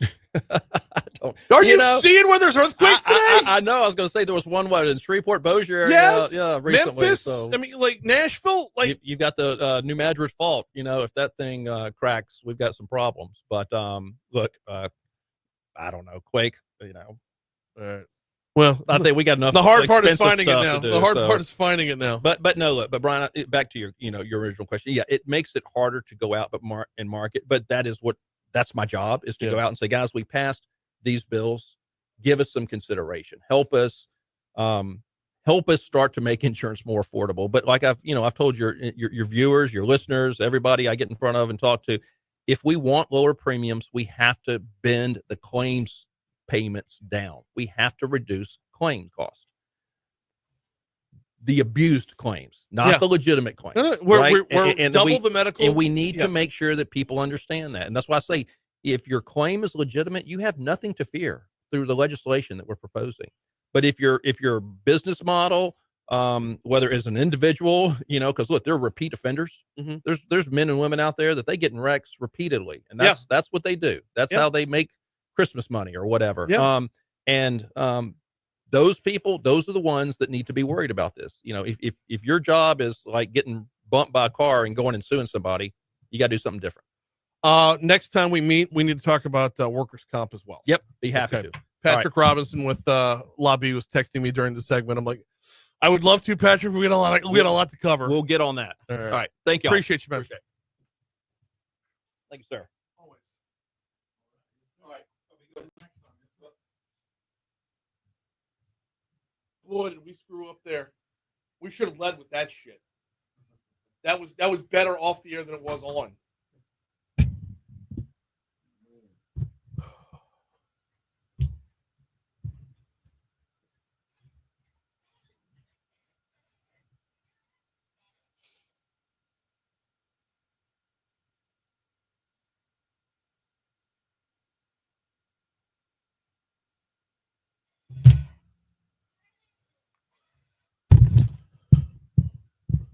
.736 Talk 107.3 FM WBRP Mornings with Brian Haldane rolling right along. If you're not watching us on Facebook Live, you're missing half the world right now. Shout out to Insurance Commissioner Tim Temple, who just left the building. He stuck around during the break, and we continued our conversation. And I got to tell you, we may have buried the lead in that last segment. One of the things that we talked about during the break, and I don't think this wasn't off the record or anything. We were on Facebook Live. We were on YouTube Live. One of the things that we talked about during the break, he said he was recapping. It was either an email or a text. It was an email he got from a reinsurer out of London, who, after all the work we've gotten done on the homeowners insurance front, was in the process of re-upping doing business with a new insurer to come to town, to come to the state. This reinsurer has let Tim Temple know that they're halting operations because of work being done in the state capitol right now, namely House Bill 148. When you take the numbers end of the equation, the actuarial end of the equation, out of it and make it more arbitrary, we can have Tim Temple all day long. That's great. But if the power is in the hands of, if you go from the college football playoff back to the BCS, things get a little more arbitrary, don't they? I know. It's always got to be a sports theme with me. All right. Pivoting, but not too far, to some other items within the state capitol. We welcome back, as we do pretty much every week during the session, Lana Venable from Louisiana Lawsuit Abuse Watch. How are you this morning? Hey, good morning, Brian. Doing well. How about you? Doing okay as well. All right. A few of the hot items since you were last on have been what and where? What are we looking at for the remainder of the session? Well, I think first, great segment with Commissioner Temple. A lot of really good information shared there. So, one of the things he mentioned is that we understand that the governor will be signing several of the legal reform bills that have made it through the session. So that's good news today. However, there are still several that are, I guess we should say, that are stranded, either awaiting their day in Judiciary Committee A, which probably will, at this point, will not come, although there are several today. Although a couple of the ones that we're looking at are not on that list for today. So definitely have had some successes, but the drum that we're going to continue to beat is that we need comprehensive legal reform and not kind of a piecemeal item here and there. That's what we've done for years and years, and it's just not gotten us to where we need to be. So while we're happy with the reforms that have moved forward through the process thus far, we are not satisfied, and we need more and more comprehensive reforms. I keep hearing arguments, and I shouldn't say I repeatedly throughout different, reports in the media and whatnot. We keep hearing, why are we working towards tort reform? We've tried tort reform since the Foster administration and it doesn't work.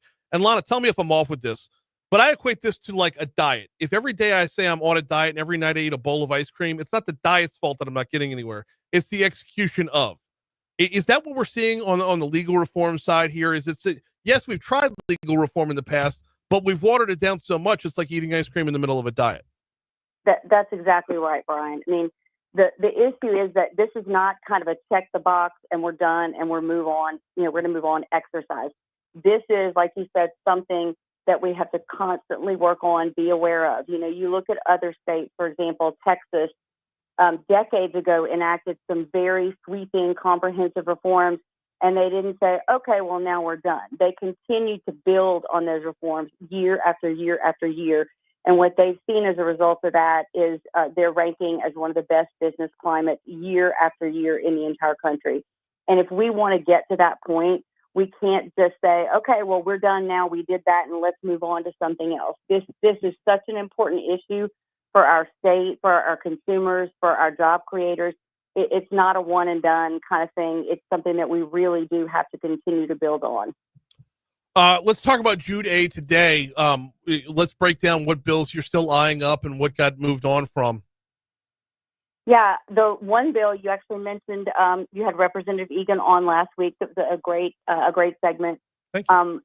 His bill is in Jude A today, so that's a good sign, I suppose. But a couple of the other bills that we're really interested in, there are a couple of medical transparency bills.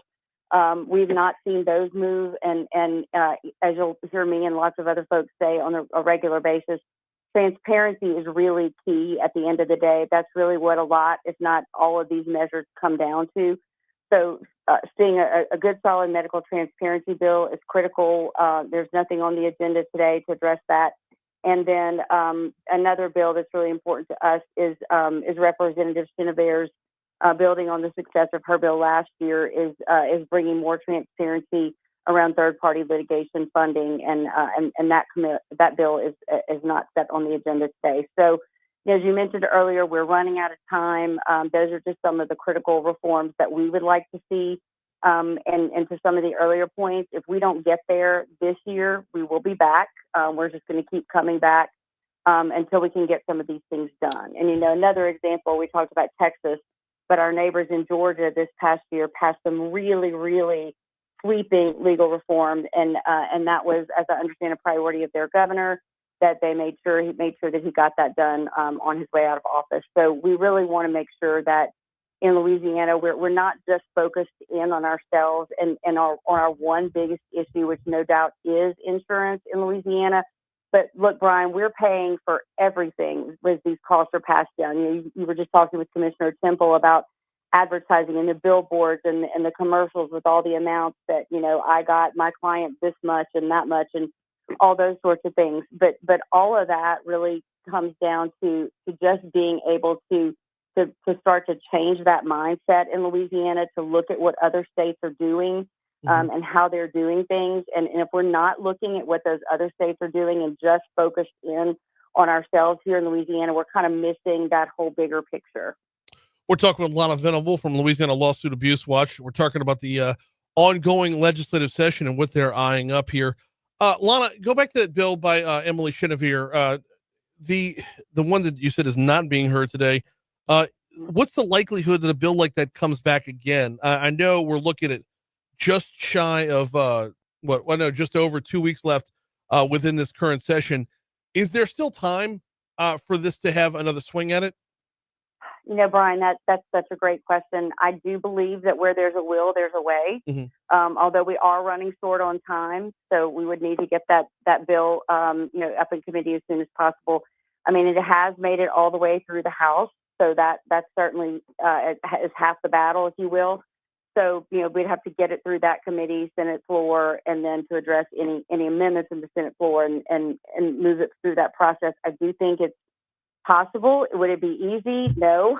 Right. But the urgency is there. But that's just the frustration. The House passed over a dozen bills that were really, really good, strong legal reform bills, and here we are with kind of just a handful left at the end of the day. So again, our efforts are not going to stop. We're going to keep coming back with these bills. And if we must just continue to chip away little by little, that's what we're going to do. But meanwhile, we'll have to recognize that these other states around us are not taking that approach. They're taking a much stronger stand and affecting much more comprehensive reforms. And so while we're here, and that's happening, that does affect not just the insurance market, as Commissioner Temple said, which is obviously, I think, top of mind for everyone. But, we're paying for those big judgments. Every Louisiana citizen is paying. A study that was recently done to the tune of over $1,000 a year in what we're calling a hidden tort tax. So that's what we don't see. That we see most in insurance. But that's an example of how these costs are passed down to every single one of us. When so-and-so wins this big, huge verdict or a nuclear verdict in the amount of $10 million or more, somebody's paying for that, and that somebody ultimately is you and me. We're talking with Lana Venable from Louisiana Lawsuit Abuse Watch. Lana, the tort tax, I'm glad you brought that up because I've seen a couple stories about that over the last couple of weeks. How do we determine what the tort tax is? How do we get to that number? There is a study that was done by a group out of Texas, an economic economist-led firm. Tripping myself up on that one. All good. An economist-led firm in Texas, and they do this study every year and base it on a number of factors to get to that number. But we've steadily been around that number in Louisiana for several years. And we also attribute about 40,000 jobs a year that are lost. So when we talk about businesses having to make the decision of whether they can continue to operate in this litigious climate or they're forced to close their doors, that's what we see too. If a mom and pop business that employs a handful of people has to shut down, well, then those people lose their jobs. If a trucking company based in Louisiana then has to move over to a neighboring state, those people lose their jobs or move over to that state. So those are the kinds of things that are really offsets in a very concrete way of what happens when our system is abused. Let's pivot over to talk a little bit about what has gotten done because, I know as other states take strides, we take steps. I get that, but it's still better than standing still. So let's talk about what has been done. What is Louisiana Lawsuit Abuse Watch? What have y'all taken note of as some of the good bills that have made it through? Well, I think that there, to your point, Brian, there have been some really positive reforms. Representative Chennebert's 431, the modified comparative fault, which, if you are 51% or more at fault in an accident, you're not able to collect damages from that accident. Just setting that bar, which we didn't have in place before, I think is really important. The no pay, no play bill that we've talked about before. If you don't have insurance, you're not allowed to collect at the same level as if you did. The housing presumption, which we tried to get through with Representative Miller and brought back this year, that does not automatically presume that any injuries were a result of the accident. Those are really good common sense measures that we're glad to see move through the process. And again, it's our hope that there will be more measures that will join those as we continue through the session, and hopefully we'll have more wins. But those are really good, solid bills, and we applaud those authors, and we applaud the members of the House and the Senate that got those all the way through the process. In our last minute here, Lana, I want to pivot away from the law itself and talk about the mentality behind why certain things need to be passed. And that's the overall jackpot justice mentality. You and I have had this philosophical discussion before. Can we change minds and hearts by changing laws? I mean, it's one thing to write the law a certain way, but that the people are going to find their way around through over to the side to skirt things. Like, how do we change hearts and minds to not go after what is just feels wrong? You see where I'm going with this? Yeah, I think that's a great question, Brian. And I think the main point there is time. With all of these things, none of these changes happen overnight. It's going to take time to realize the effects and the benefits of a lot of the things that we're talking about. And with this mentality that we're talking about that's so firmly ingrained, unfortunately, in Louisiana, the jackpot justice, the lawsuit lottery, those kinds of things. And look, certainly people have a right to recover damages if they've been harmed, through the fault of another. That's what our Right. civil justice exists for. And so certainly we don't want to discourage that, but it's when that system is abused, that's what we're talking about here. And if we can slowly begin to just get people to understand, that's the reason that we have insurance in Louisiana, is to handle these kinds of issues. It's a reason that it's mandated that Louisiana drivers be insured. That's the benefit of that. So it's just really beginning to slowly chip away at that. The lawsuit is not my first course of action, and certainly people are entitled to that. But if we can begin to help them see there are other avenues that they can exhaust before perhaps they get to that next level, then that's really what we're trying to do, is just to change it from this being like the very first thing that you go to actually working through the other solutions before you get to that point. And again, for people who are really wrongly injured, they're going to understand and have access to that immediately. I think it's all of these other, lawsuits. I mean, we talked briefly about nuclear verdicts, but I mean, now we're getting to the point where, some folks, in some cases in Louisiana, we've had a couple just this year, more than $10 million in a single case, for damages. And that's a direction that we really do not want to go in, because that's ruinous for a lot of businesses. And again, those costs get passed down to all of us. She is Lana Venable with Louisiana Lawsuit Abuse Watch. Those nuclear verdicts we talked about last week with Peter Egan. We're going to sample some audio from that later on in the show. Right now, Lana, we're just straight up out of time for today. We will talk to you next week. Thank you so much. Thanks, Brian. Always 751 at Talk 107.3 FM WBRP. Got to remind you about the Baton Rouge Metro Airport. FlyBTR.com is the website. FlyBTR.com. Love touting the Baton Rouge Metro Airport, not because it's more convenient, not because of the daily flight that left about 45 minutes ago to Washington, D.C. Yeah, fly to Reagan National and back, same day service. That's all awesome. But as a local business, supporting local business is of the utmost importance right now. Hauling down an hour down the interstate to take your money out of the Baton Rouge market, not the best option when it comes to supporting local business. We've got a great option right here in our own backyard. They've got, if you go to flybtr.com, you can check out all the different options to fly from here to there. Whether you got a direct flight, a connecting flight, whatever the case might be, you can leave right out of our own backyard, and you're supporting a local business when you do so. So when you take everything into account, ticket prices, the drive, the parking, the TSA, take it all into account. Add that to the equation as well. You're supporting a local business when you support the Baton Rouge Metro Airport. Quick break. We'll come back. Talk Kratom next.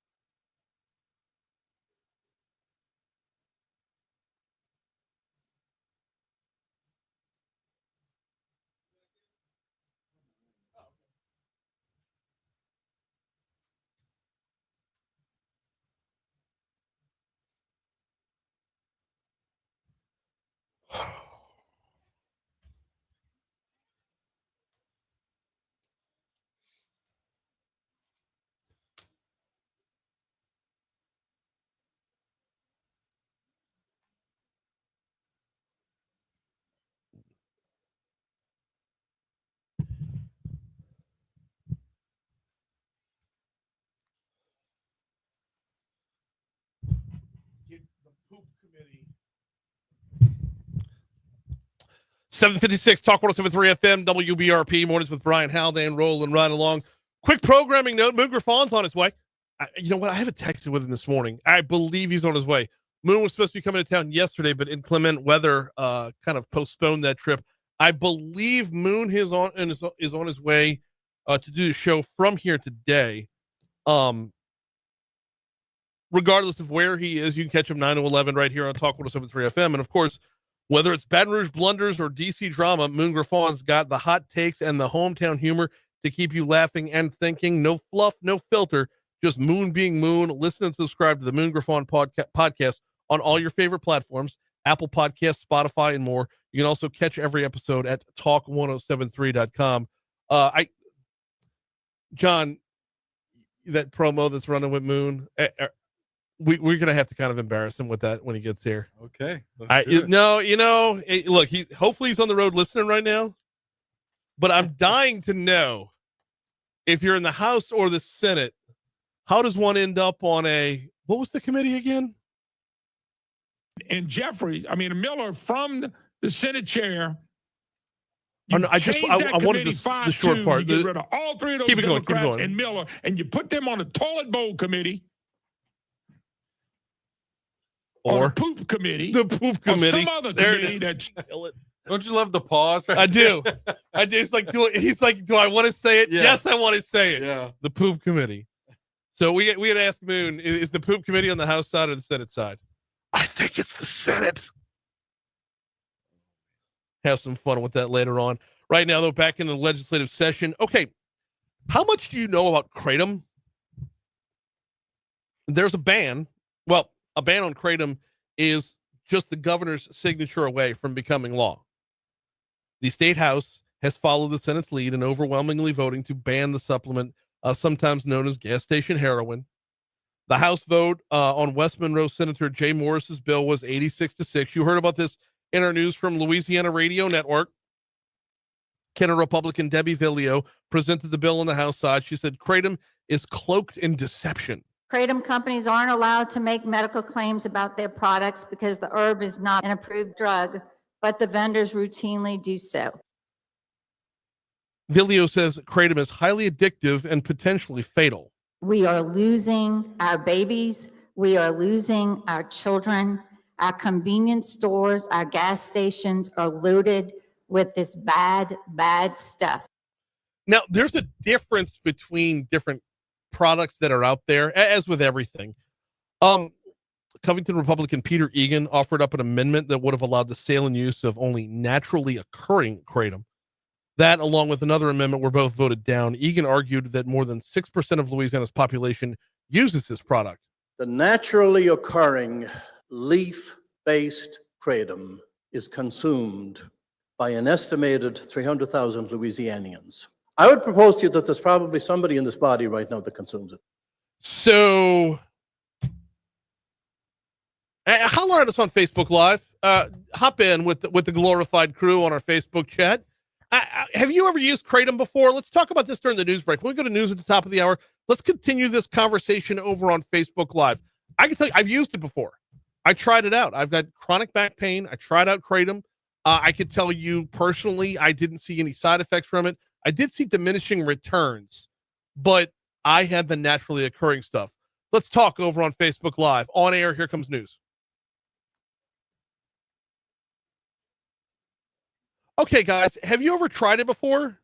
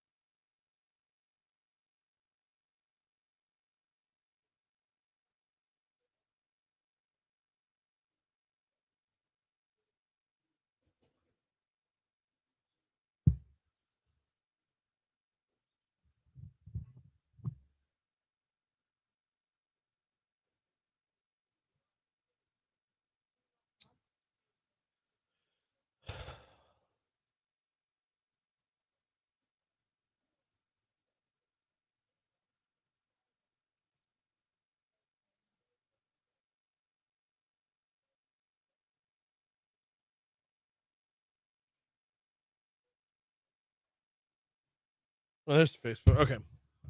Sorry, couldn't find y'all for a second.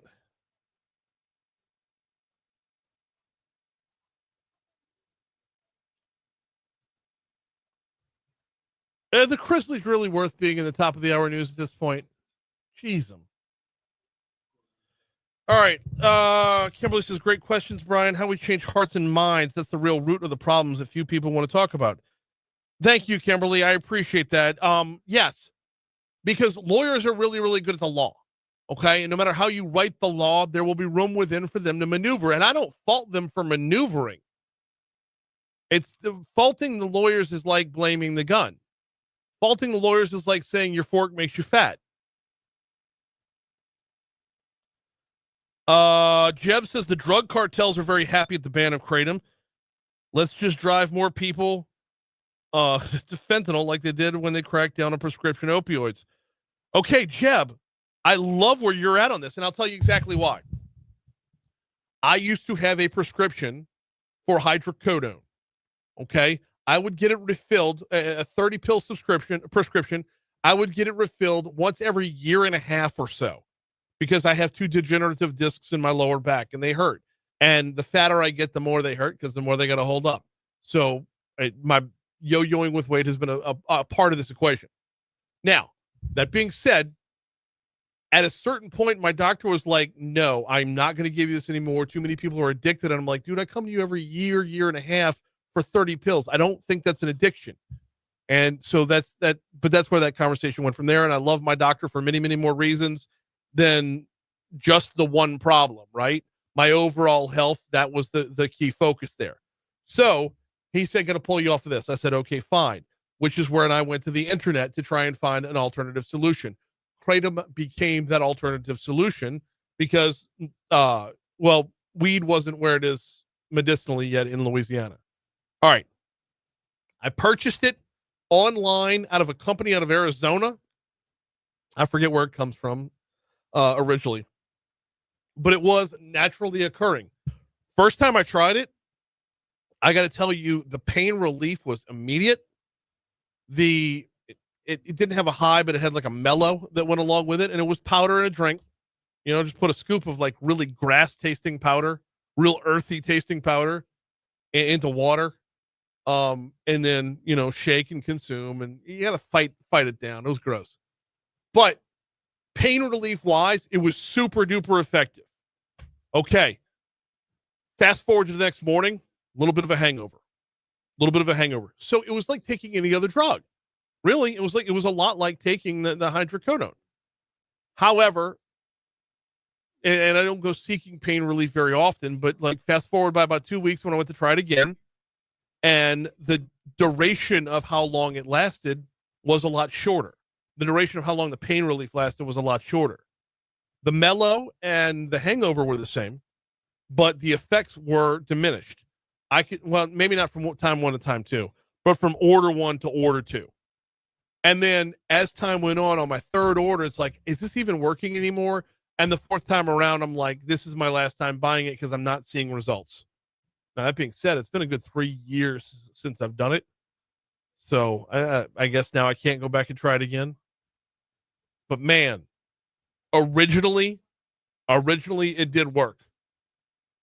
Now, that being said, anything that's not naturally occurring, you run into all kinds of problems like you do with what's it called, the mojo or the spice or the synthetic weed. So is kratom just being labeled as that this time around? Is it the new mojo?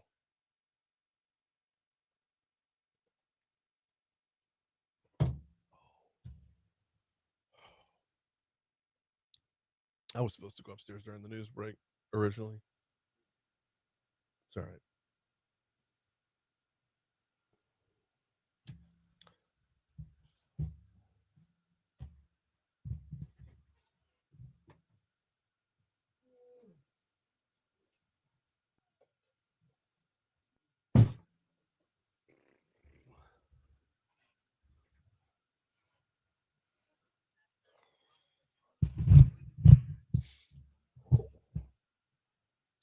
.806 Talk 107.3 FM WBRP mornings with Brian Haldane, rolling right along. Hour 3 coming your way right now. Brian here with you, John LaBeouf producing. We're going to step away from the legislative session in our next segment to talk marketing with David Day. He's got a new book out called The Marketing Gap, and this is a topic that I find fascinating. In fact, the next episode of Louisiana Business Weekly is going to be about generational gaps as well. Nancy Ellis joins me for this episode. Hopefully I'll have time to push it out today. Hopefully it'll drop today. If not, it'll be tomorrow. I know today's stacking up to be ridiculous, but the next episode of Louisiana Business Weekly is going to be on a similar topic. We're talking marketing with David in our next segment. 8:35. We're going to dive back into what I thought was going to be making progress in Judiciary Committee A today. We'll get back into the session then.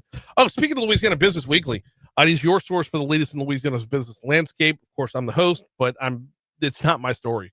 I'm definitely not the star of the show. I'm just a facilitator to bring you stories from business owners. Of course, Currency Bank is your bank for business owners. They are the sponsor of the show. You can check them out online at currency.bank. And you can check out Louisiana Business Weekly wherever you get your podcasts. Listen and subscribe on all your favorite platforms. Okay. Every single day we roll back the clock. Every single day, the folks over at 5 Star Printing and Signs, they bring you this day in history.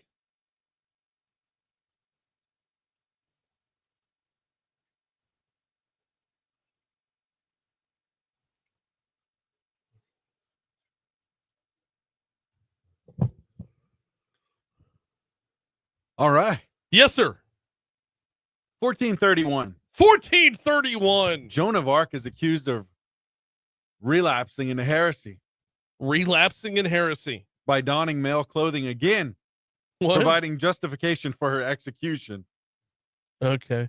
So that happened today. Yeah, we're doing all right there. Ooh. Okay.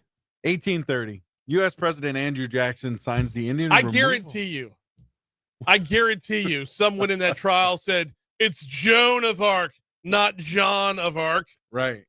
And he thought he was really clever. Yeah. And But all they're his like- little friends were like texting back and forth saying he's an idiot. Yeah. Oh my gosh. All right. 1830. U.S. President Andrew Jackson signs the Indian Removal Act, a key law leading to the forced removal of the Cherokee, Chickasaw, Choctaw, Creek, and Seminole tribes out of Georgia and surrounding states, setting the stage for the Cherokee Trail of Tears. Not our finest hour. No. Not our finest hour, to be sure. No. There are blemishes on American history that we will forever be Unfortunately, paying the debt. I Yep. mean, really. that's right. Let's see. 1889. Edward and Andre Michelin incorporate the Michelin Tire Company. So that happened as well. Really? Michelin Tire Company. Okay. Keeping it automobile. 1928. Makers Dodge Brothers Incorporated and Chrysler Incorporation merge today, 1928. So Big day. 1956. Eisenhower signs Farm Bill, allows government to store agricultural surplus. Oh, man. When are we going to get a So- new farm bill? So Sorry. we're wondering. No. But I mean, that's something. It's a trigger Hey. point for me for sure. There you go. 1972, White House, quote, plumbers first break in at the Democratic National Headquarters and install listening devices at Watergate Complex in Washington, D.C. Fun. Yeah. Not Ooh, not our finest hour. Oof, man. Man, you know, I like outside of school, Yeah. the amount of reading I've done on the Nixon presidency and Watergate and the scandal and the just all of it. Like, I would rank that second behind the Kennedy assassination for rabbit holes that I've dived down that I just cannot consume enough information on. Yeah. Right. Yeah. Fast forwarding to 2020, where Minnesota Governor Tim Walz declares state of emergency in Minneapolis and activates the Minnesota National Guard after protests over the death of George Floyd Oh in yeah. police custody. I What remember happened that. today? I remember that. Yeah. Okay. Anything else on this day? I don't even have a website open. Dude, you know I've been running like 8 miles behind all morning long. man. It's It's been all good. Stupid. It's all good. No, I just have birthdays. That's all I've got today. Okay. I'll start with John Fogerty today. Why not? Why not Patch Adams as well? What? Patch Adams. That stupid Robin Williams movie? Except, yeah, He was the real? Yeah. Patch Patch Adams was real? Wait, you didn't know that? Yes. No. Yes, that story was real. Yeah, that's God. insane. Yeah. Born That's 1945. Oh man. Yeah. God, the movie was awful. Okay. That movie, man. I'm sorry. I don't mean to speak ill of the dead. Something. Rest in peace, Robin Williams, but that was You know what? terrible. All right. What else you got? Oh man. Ian Fleming. There you go. Ian Fleming as Was well hoping today. you'd mention Ian Fleming. Yep. Yeah. Who else when you're in? How about Rudy Giuliani? Okay. Yeah, Rudy Giuliani, born on this day in 1944. We've got a number of athletes today as well. Let me finish scrolling through to make sure I've got all of them on this page before I move over to the next page. Yeah, okay. So on the athletic front, oh wait, no. Okay, got a Confederate general born today. PGT Beauregard. He was a general during the Civil War, but he's a name that's pretty well known throughout Louisiana. It's his birthday. It is also Jim Thorpe's birthday. Jim Thorpe born on this day in 1888. One more on the music front, and that would be Kylie Minogue, born on this day in 1968. Okay. And then back to the sports world real quick. We have got for you Jerry West, Hall of Fame Lakers guard, the logo, Jerry West.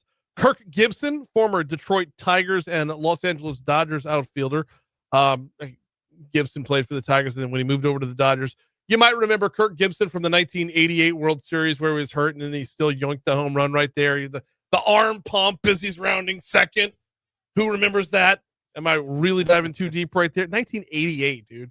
Wow. 1988. Yeah. Well, they beat the Mets in the NLCS, so bleep them. Also, Big Mike, The Blind Side, Michael Orr. It's his birthday as well. Yep. That's Sandra Bullock helped him out. yeah. Hey, Maya Angelou. Yep. Today. That was the one I And, had. Phil Hartman.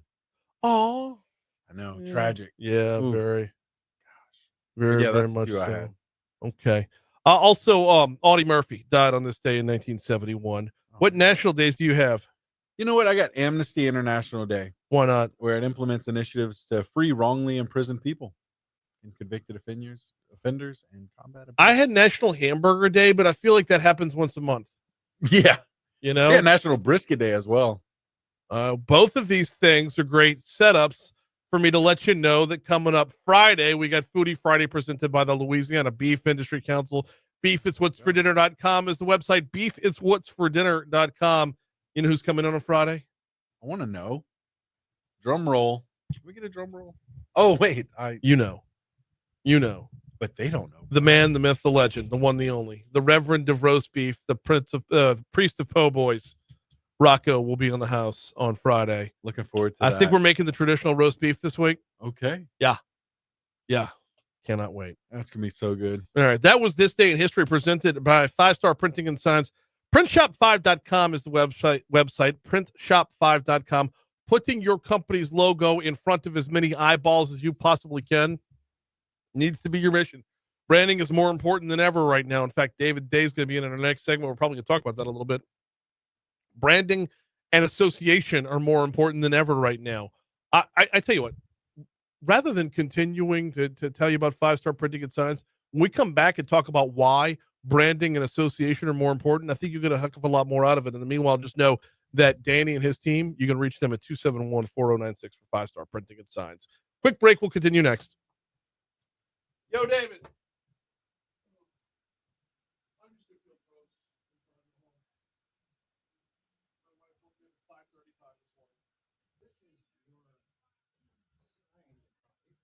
Oh, gracias, senor. Yeah. You want to read about marketing? I know. I got the T-Rex arms. Yeah. So you met Miss Judy yesterday? Front desk? Yeah.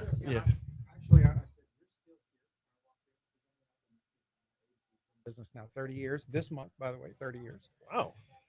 And every time I've walked in this building, she's been the face that I She is our director of first impressions. Yes, that's a lovely title and well deserved.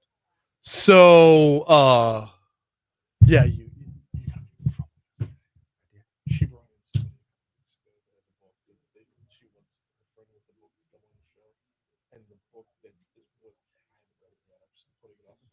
You hit me up. I'm like, yes, let's go. And you're just like, you forgot about my. I gotta punch you. I'm like, damn it. No, it's not. I'm not. It's nothing serious. She's just breaking my balls as always. Yeah. That's But funny. yeah, she texted me. I'm waiting on a book interview. Oh, Wow. yeah. That's fun. Well, yeah, she's always been very sweet. Oh, she's the best.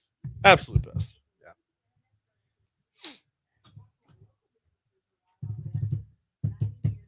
Man, I love being in the radio studio again. It's been a long time.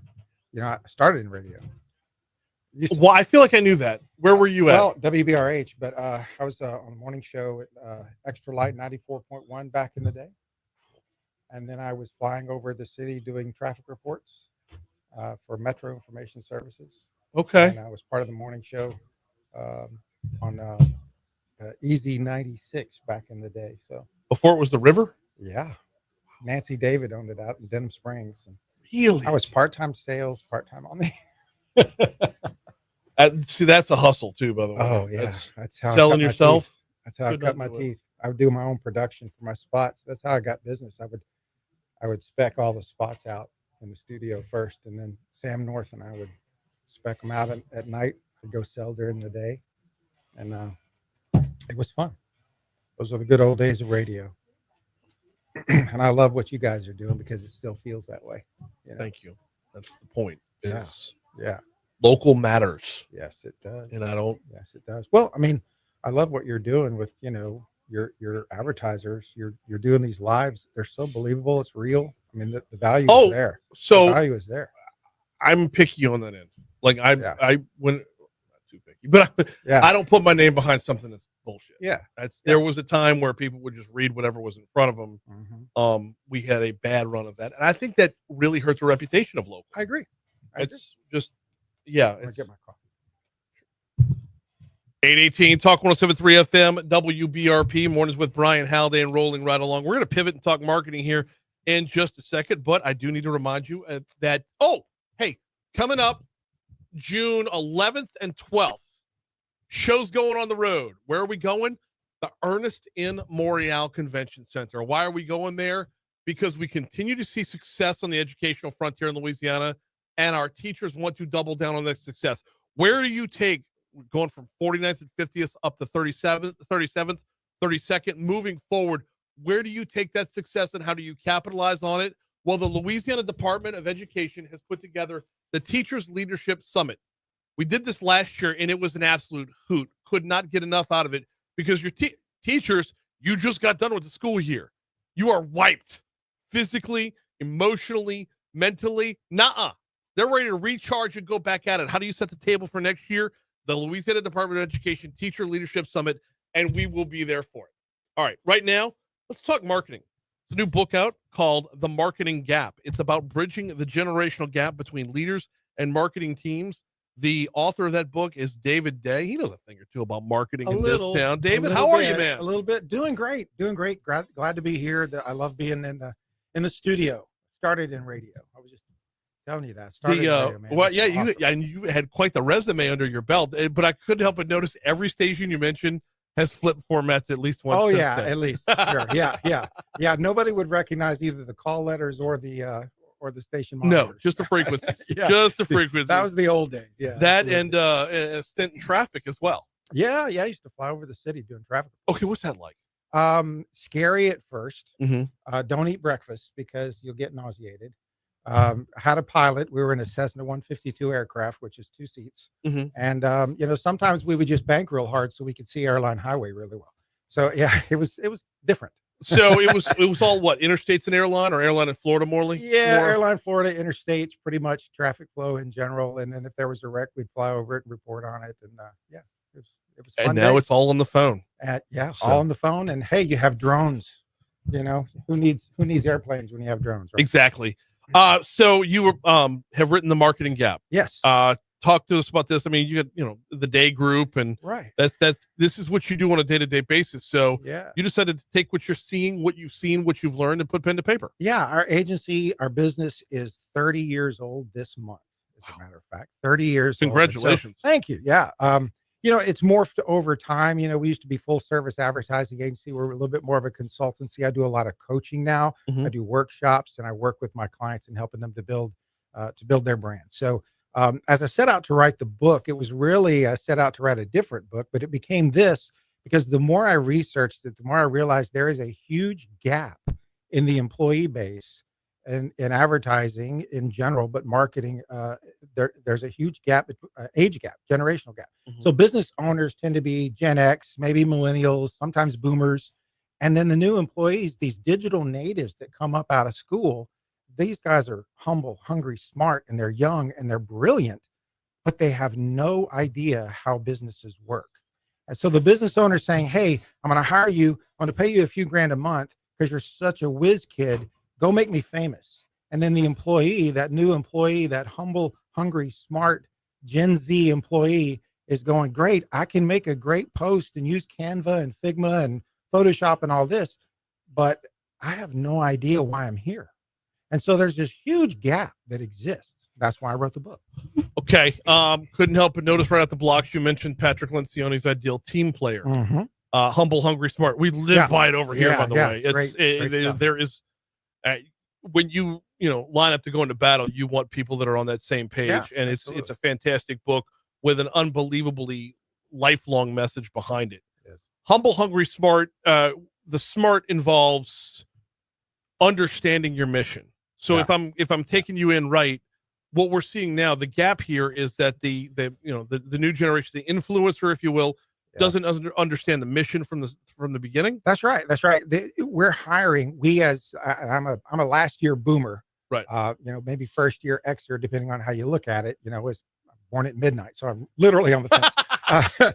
But what we're looking at is older employers hiring these younger employees, and the young employees come in and they're not really incorporated into the ethos, into the culture of the business. Right. They're just asked to do the social media, to be the digital guru, to fix the computer if it breaks, or help me figure out how to print this device or whatever. They're not really given their due in terms of onboarding them into the culture. That doesn't happen everywhere. And by the way, I do need to say that it's a little bit of a generalization to say that every Gen Zer is this way or every boomer is this way. 100%. That is a stereotype, and it's not about stereotypes. It's about trends. Mm-hmm. Okay. What we're seeing is a trend in the workplace. And this is what's scary.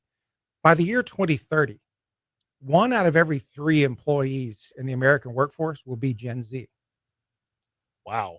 That's quick. That's 5 years from now, 4.5 years from now, 1 in every 3 employees will be Gen Z. And the fastest growing segment in the workforce right now is boomers. Okay, so those two numbers don't add up. Isn't that weird? Right? So the gap could be as much as 50 years. And when you talk about marketing, the technology, the digital native process or a part of it for the Gen Z comes into play. That's why I wrote the book. I mean, we can talk about the generational gap at work, and that's valid and real. Specifically about marketing, these young marketers really know the tools and they know how to make them work. And we have a gap there because the boss really has no clue. So there's no connectivity there. And the book is about bridging that gap and creating that kind of connectivity. The connectivity obviously has to start with, on the one end, the product being sold or the service being offered. Yeah. But on the other end, the client's needs. That's true. Because gone are the days, to me at least, gone are the days of like the hard sales pitch. Yeah. I don't want to be sold. Like, I'm Gen X, although I have more millennial traits than you would than someone else born in 1976. Yeah. But I don't want to be sold to. I know what I need. I know what I want. I don't need somebody else to tell me what I need or what I want. Right. So if you're the Gen Z marketer, you have to know both sides of the equation. Yeah, that's true. What not just the product or service being offered, but what my needs are as a consumer. So as I'm scrolling through my social media, what's going to grab my eyeballs? Yeah, right. That's right. And Gen Z is challenged with the bigger picture of marketing, with less guidance from the guy that's been there, or the person that has been there all along. And especially when it comes to their own particular company culture, But they think differently. Everybody thinks a little bit differently. Like you're talking about, you want more authenticity. You don't want to be sold anything. You just want an opportunity to buy what you need and want. Yes. Right? You want authenticity. You want realism. You want to seek out and partner with the brands that you feel like really express who you are. And that's the difference between the old school ways. We kind of forced brands upon people and said, this is the best. These are the best kinds of things that you need for your business, for your life, whatever.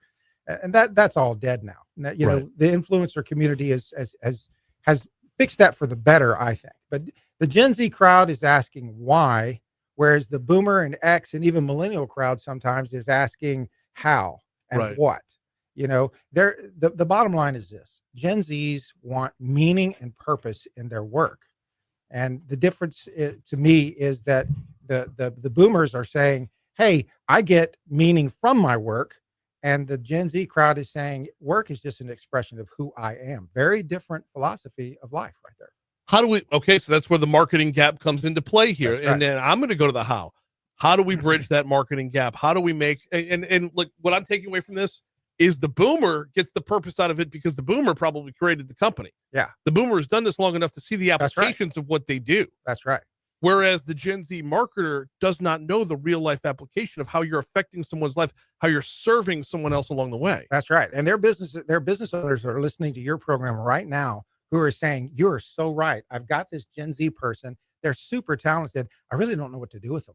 And then there's Gen Z people that are listening right now. This 23-year-old is saying, you know, I'm really good at what I do, but I'm lonely.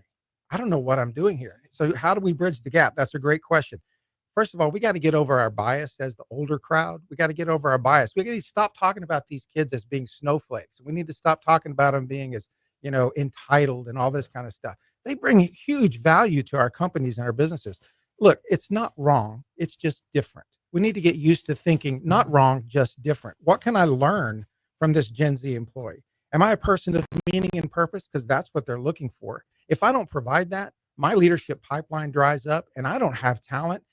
All of a sudden, I don't have really a digital force to be reckoned with anymore because they're all leaving because I don't accommodate them. So there's a lot there that we need to discuss and come into an agreement with each other that, hey, I can learn from you, you can learn from me. The more things change, the more they stay the same. We got 2 minutes left with David Day, author of The Marketing Gap, Bridging the Generational Gap Between Leaders and Marketing Teams. David, I'm going to throw this question out there. Yeah. How much of this world needs to revert back to a world of mentorship and apprenticeship?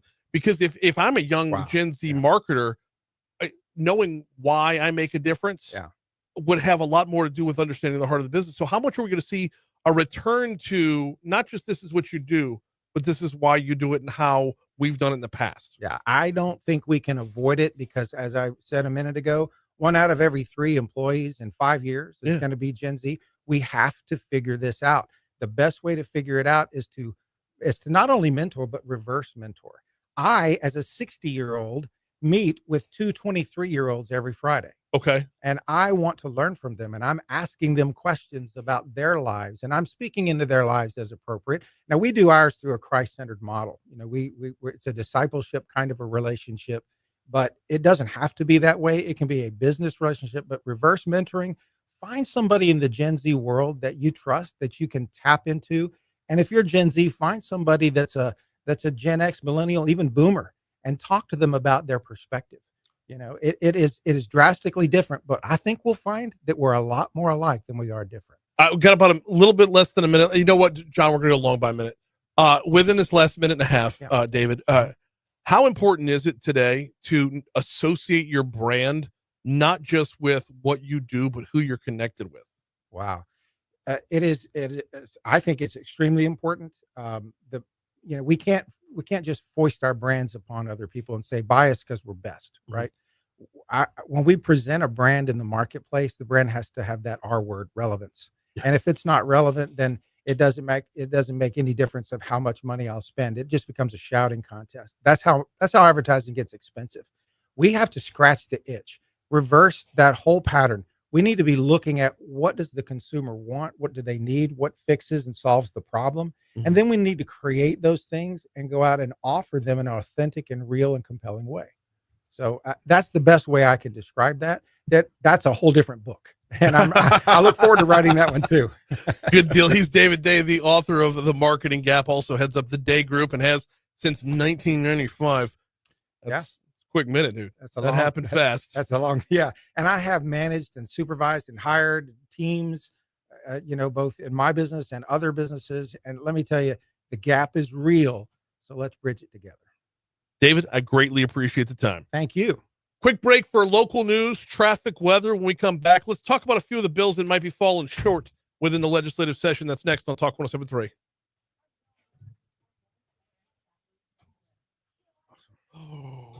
Dude, that could have gone on way, I could have kept going with that. And I can't wait to friggin' read this. I know. I'd love to do more podcasts and all that kind of stuff.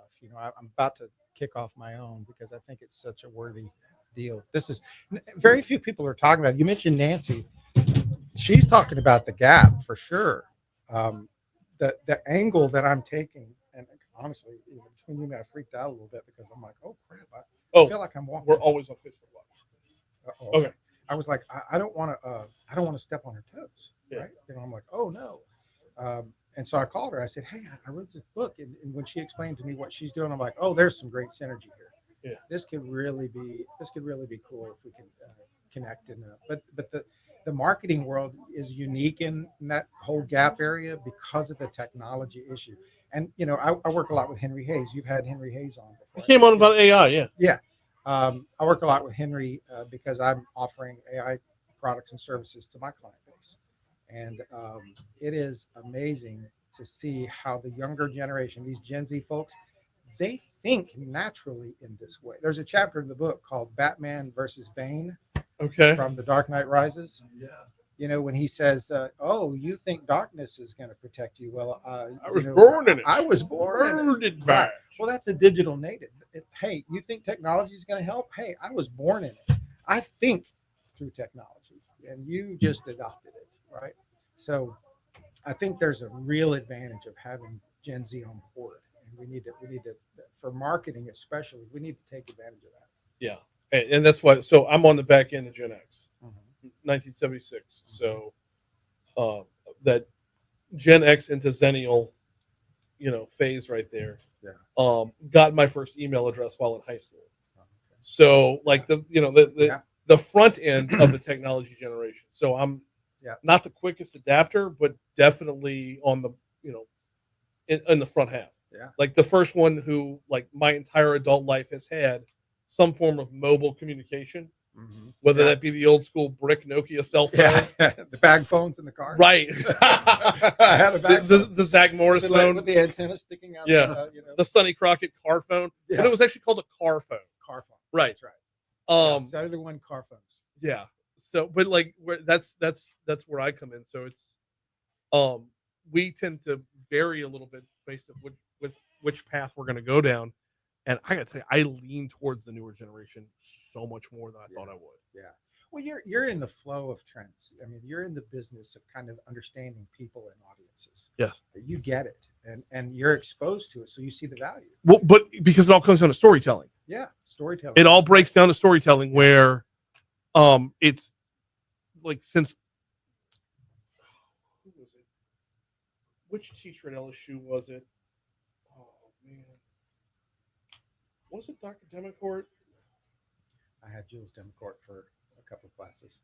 I'm trying to remember which professor taught us that they always call prostitution the oldest profession. Okay. But it's really advertising. Because how did you know they were a prostitute? Yeah, that makes sense. So, since the beginning of time, the same transference of messages had to happen. Yeah. It's just a matter of how you're telling, whether you're telling a story in Reels or TikToks versus 60 seconds about, I'm about to make my appointment at Vex European.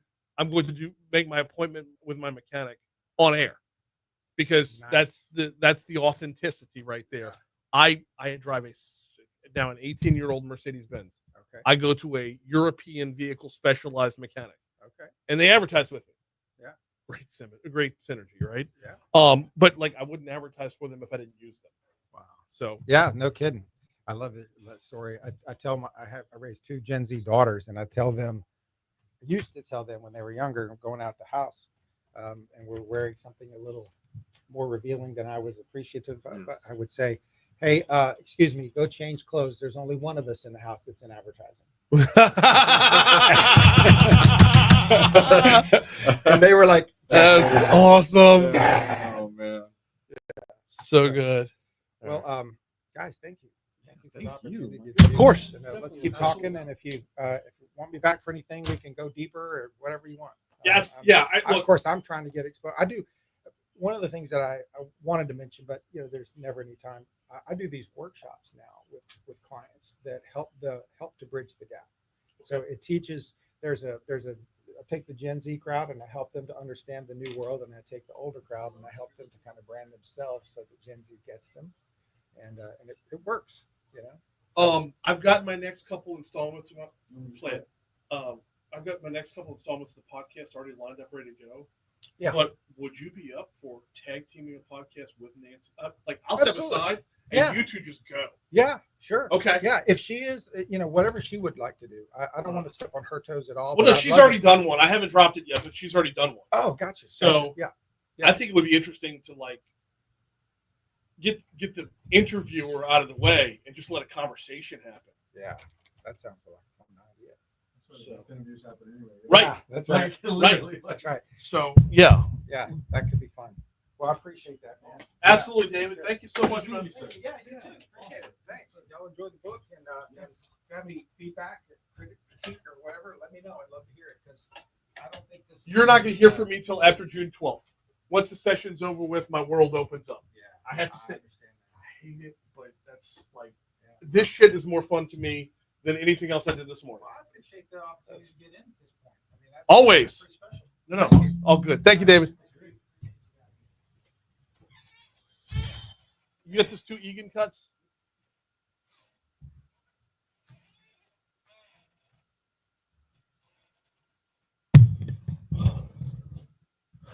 (8:38) Talk 107.3 FM WBRP mornings with Brian Haldane rolling right along.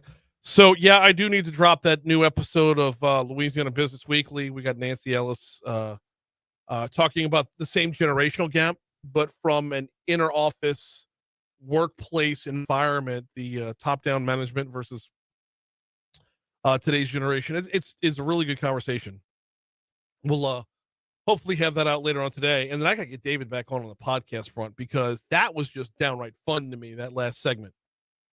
So the book is called The Marketing Gap. You'll want to check it out. Okay, Moon's coming up in half an hour, and no, he's not gonna be in studio. I know. What? I know. I texted him during the break. It's like, you still coming? He's like, I will be in on Tuesday for sure. Oh, cool. Yeah, he'll be back next Tuesday in studio. He was supposed to come yesterday, and well, Tuesdays are the day that works out best for him to actually haul all over here from Lafayette. So, but he will still be live 9 to 11. Doesn't really matter what chair he's sitting in. I just wanted to give him some grief about the poop committee. Right. So, let's get back into the legislative session. Well, actually, before we do that, I would be remiss. I'm supposed to tell you about the folks over at Vex European. VEX, that's V as in Vinny. Vex European specializes in European-made vehicles, okay? I drive a 2007 Mercedes-Benz. My daughter was born in 2007. My daughter is going to college this fall. I have a car that's old enough to go to college. And it's smart enough to go to college, too. And it runs fast enough to go to college because of Vinny and his team over at Vex European. I actually need to get over there. I've been meaning to get over there for a couple weeks now. I'm due for just the basic maintenance, the standard maintenance, the oil change. They give everything the once over. They make sure that my old vehicle has the TLC that it needs to maintain its performance. And in fact, right now, let me do this in real time for 2 reasons. Number 1, to show you how easy it is.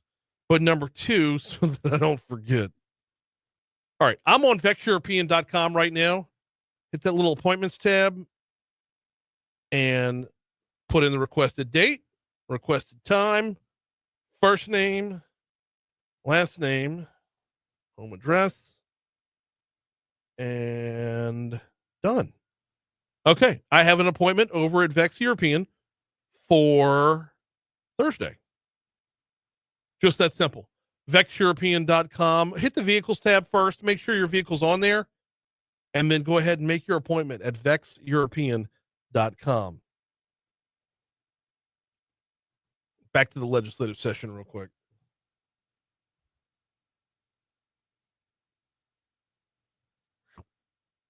Sorry. Ooh. Sorry. I needed to scroll down. I didn't scroll down. It wasn't quite that simple. I didn't put my car make in there. Now we're done. Now I have an appointment. Okay. Back to the legislative session. Judiciary A is slated to meet today.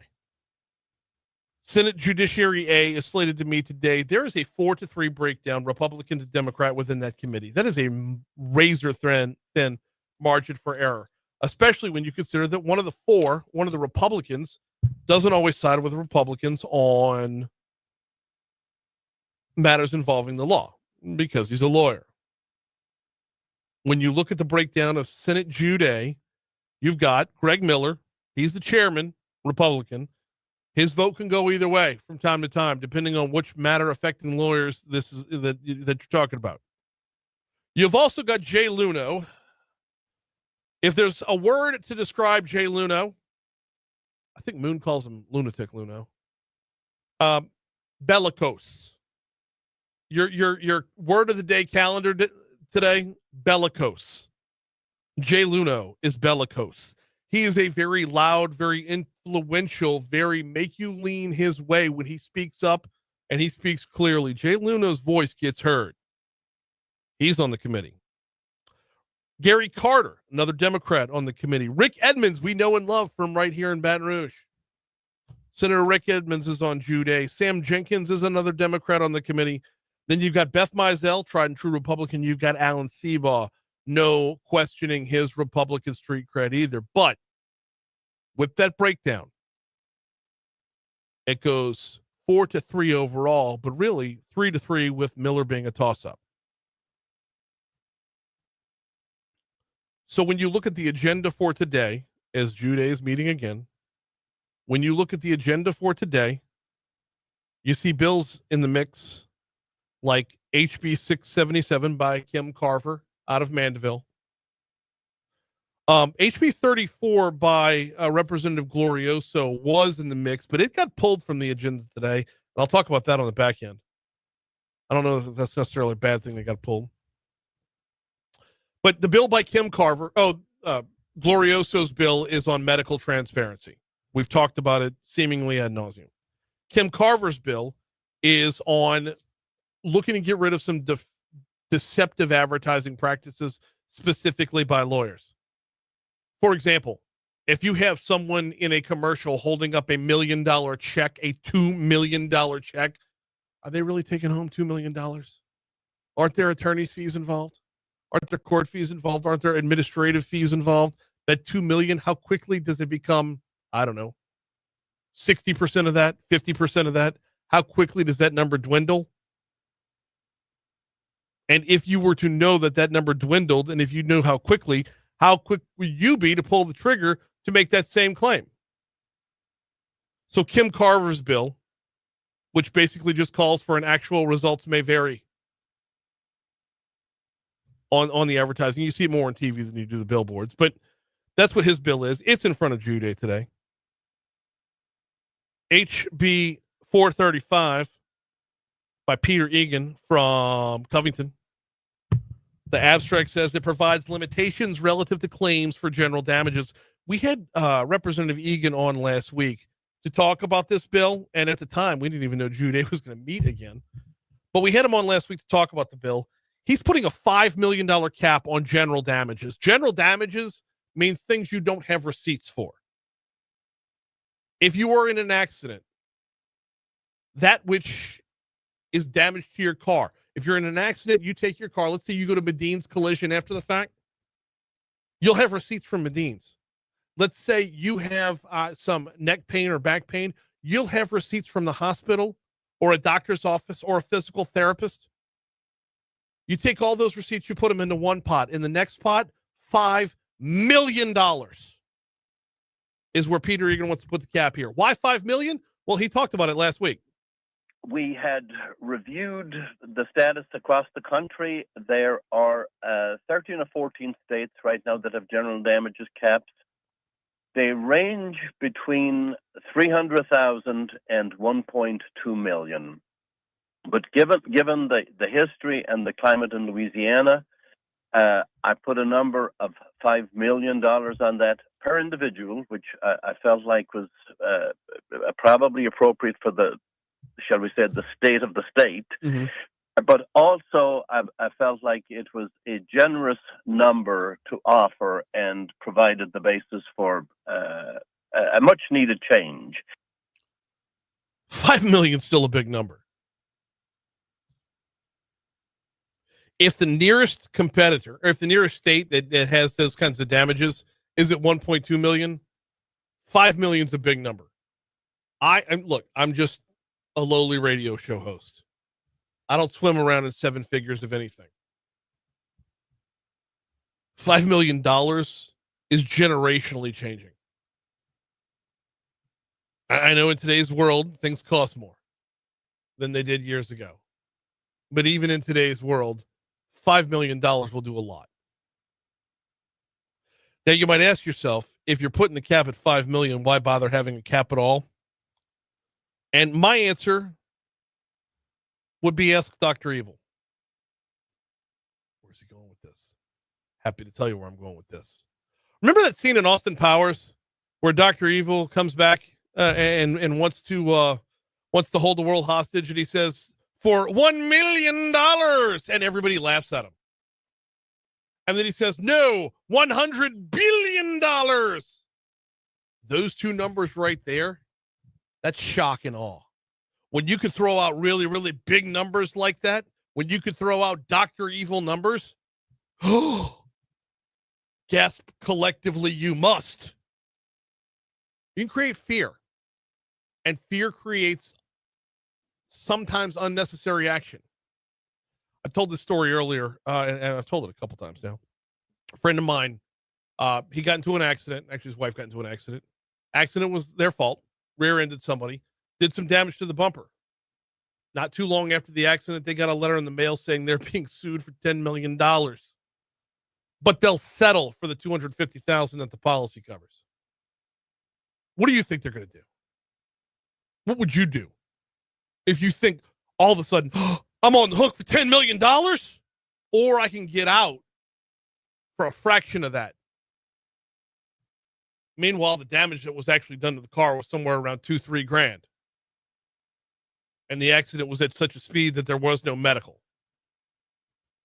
What would you do when you see a number like $10 million? I'm going to settle. I'm going to settle, and I'm going to settle quick because I'm scared. I can't afford it. That's going to be the rest of my life. I'm paying this off. You put a cap like 5 million, that number gets a lot more reasonable. And that being said, $5 million, you're not getting that out of me. But it's a much more reasonable number. And it's a start towards peeling back that number even further. The bigger question here, we're going to have to address this on the back end. We're going to blow out the outside end. The bigger number here, though, is what your monthly premium is. So when you see Peter Egan and the like, when you see bills like this along the way, will they have an effect on our overall insurance cost? Let's talk about that next right here on Talk 107.3 FM. Right now, we're coming up on Your Money Now. It is 8:50. We will check Your Money Now. We will check traffic one more time. Then we'll come back and close that out next before handing off to the Moon Griffon and the Moon Griffon Show. You're listening to Mornings with Brian Haldane on Talk 107.3. Is that call one? Yeah.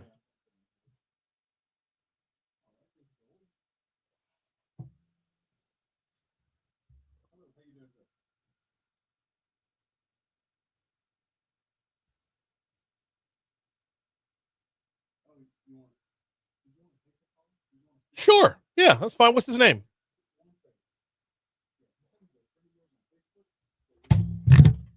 Hey, this is Brian. Hey, man, how are you?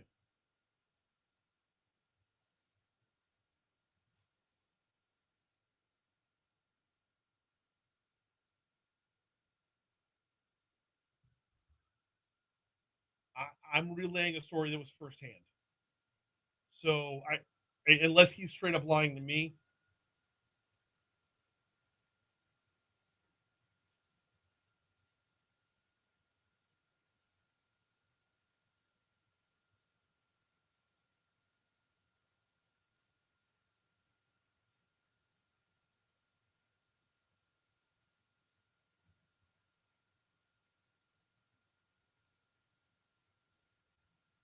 No. This wasn't okay. So, all right, let me go back. I'm gonna push pause on that, and let me go back and get more detail from my because I'm all I'm doing is relaying a story as I heard it. So let me let me get clarification.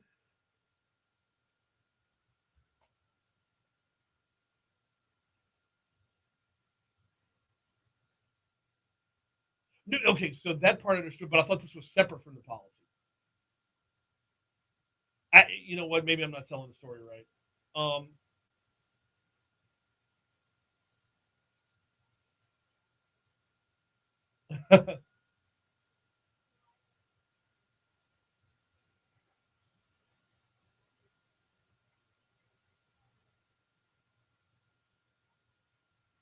No, absolutely, and that's the point of the story is actually coming up on the back end of the break, and it's will this have any actual effect on our insurance rates?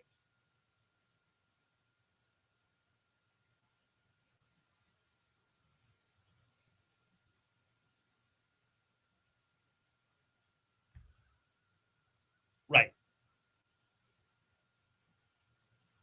Well, and that's that. See, and that's Tim. That was Tim. Were you listening to the 7 o'clock hour? All right, so which is awesome. So the I had Tim Temple on in the 7 o'clock hour, and one of the things we were talking about, in fact, you pull it up on Facebook Live after the show is over with.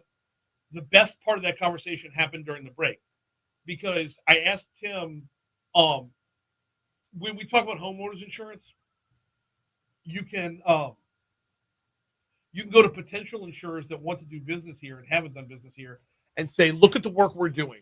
Can you please start doing business here as a matter of good faith that we will continue this work? But do you have that leverage when it comes to auto insurance? And that's the nature of the question. And sadly, the answer was not something that I liked very much. But well, I mean, the long and the short of it is the only thing that we differ from when it comes to every other state is our medical claims. We are middle of the road when it comes to uninsured drivers. We're 23rd in the nation for uninsured drivers. We are, I want to say, we are 20th when it comes to number of overall claims. We don't get into more accidents than anybody else. So every argument that's back that this isn't about legal reform, this doesn't need to be about tort reform or legal reform or medical transparency. It's like, but the medical's the only part that really stands out as the outlier. So I don't know.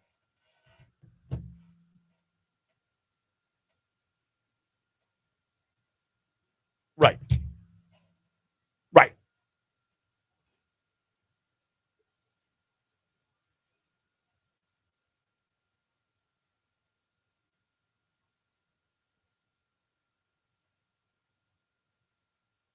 Exactly. One would think, but every time we do it, it gets watered down in committee. The times we've tried it in the past, it has gotten watered down in committee, and the version on the back end has nothing to do with what we were trying to do.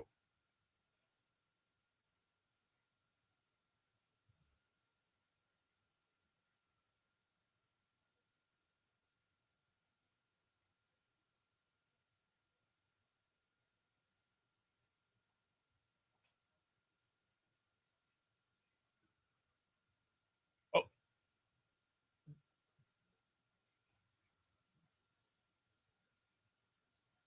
okay, that's where this next sound bite's going. So, let me hop back on the air and stay tuned. Yeah, absolutely, man. Appreciate the call.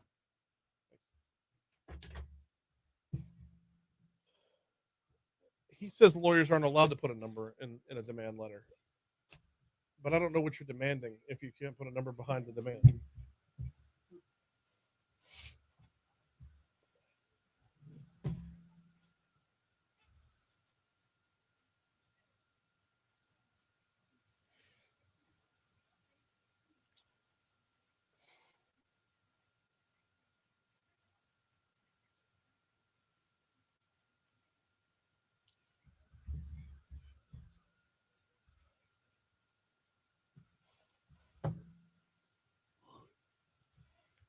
Oh. 856 Talk 1073 FM WBRP mornings with Brian Haldane rolling right along. Let's pick up where we were. I was playing back some audio from a recent interview I did with Representative Peter Egan from Covington. And his bill is about nuclear verdicts and putting a cap on things at $5 million. And you could argue all day long about the actual amounts that are involved here. You can argue all day long about what a proper number is for the general, quote unquote, general damages. But everything that's going on in the legislative session right now ought to be about policy holders, not about insurance companies and how tough it is, like pulling teeth to get decent settlements and whatnot, and not about lawyers, but actual changes in insurance rates. And I asked Representative Egan specifically about that. Would your bill that puts a cap on general damages, would your bill actually affect our insurance premiums month to month? I do believe it can. Yes, I do believe it can, and I would hope that it would. Now, when we say this, the effect that it has on the rates is a slow process. It's not going to happen in the next several months. First of all of these things have a date at which they come into law, and then the insurers have to make all of their adjustments correspondingly. So it's not, we sometimes set up people to expect, okay, the session finished, insurance rates are going to go down in July. That's not going to happen. But it will set up the framework for the insurance industry to have more confidence in how it does business with us. And I believe that over the next year, 18 months to 2 years, it should have a very positive impact on the state of Louisiana. Why can't we do that? Why can't we take Tim Temple's entire agenda and say, we're going to pass this and we're going to be graded in 2 years? Medical transparency, Housley presumption, nuclear verdicts, truth in advertising. Why don't we take all of it together, modified comparative fault, take all of it together, and we've passed some of them, but take all of it together and say, you're on the clock now for 2 years. All the folks, and I'm in that corner too, because I look at my premiums every dadgum month. But pass it as is, sign it as is, don't water it down, don't change it, and then in 2 years we'll say, we really, really did it. I'm tired of hearing from people who say, well, we've tried tort reform in the past and it didn't work. Not really. Not really, we haven't. We've passed legislation, but it's not legislation that gets to the heart of anything. It's not legislation that gets to the core of anything. It would be like, and I made this comparison when we had Lana Venable from Louisiana Lawsuit Abuse Watch on earlier. Think of tort reform like a diet. And if every day you say I'm on a diet and every night you eat a bowl of ice cream, it's not the diet's fault that it's not working. It's your execution of it, your application of it. Can we not start a 2-year clock on insurance reform, legal reform, the way the folks who are pushing it would like to see it done? Then you could definitively come back and say yay or nay, one way or the other. It's that resistance that bothers me. We'll pick this up tomorrow. Moon Griffon's next. All right, guys. I'm going to wrap up here as fast as possible so I go home and shower and shave. I feel like I'm gamey. I don't know that I'm gamey, but I feel like I'm gamey. So we will see y'all on the morrow. Toodles.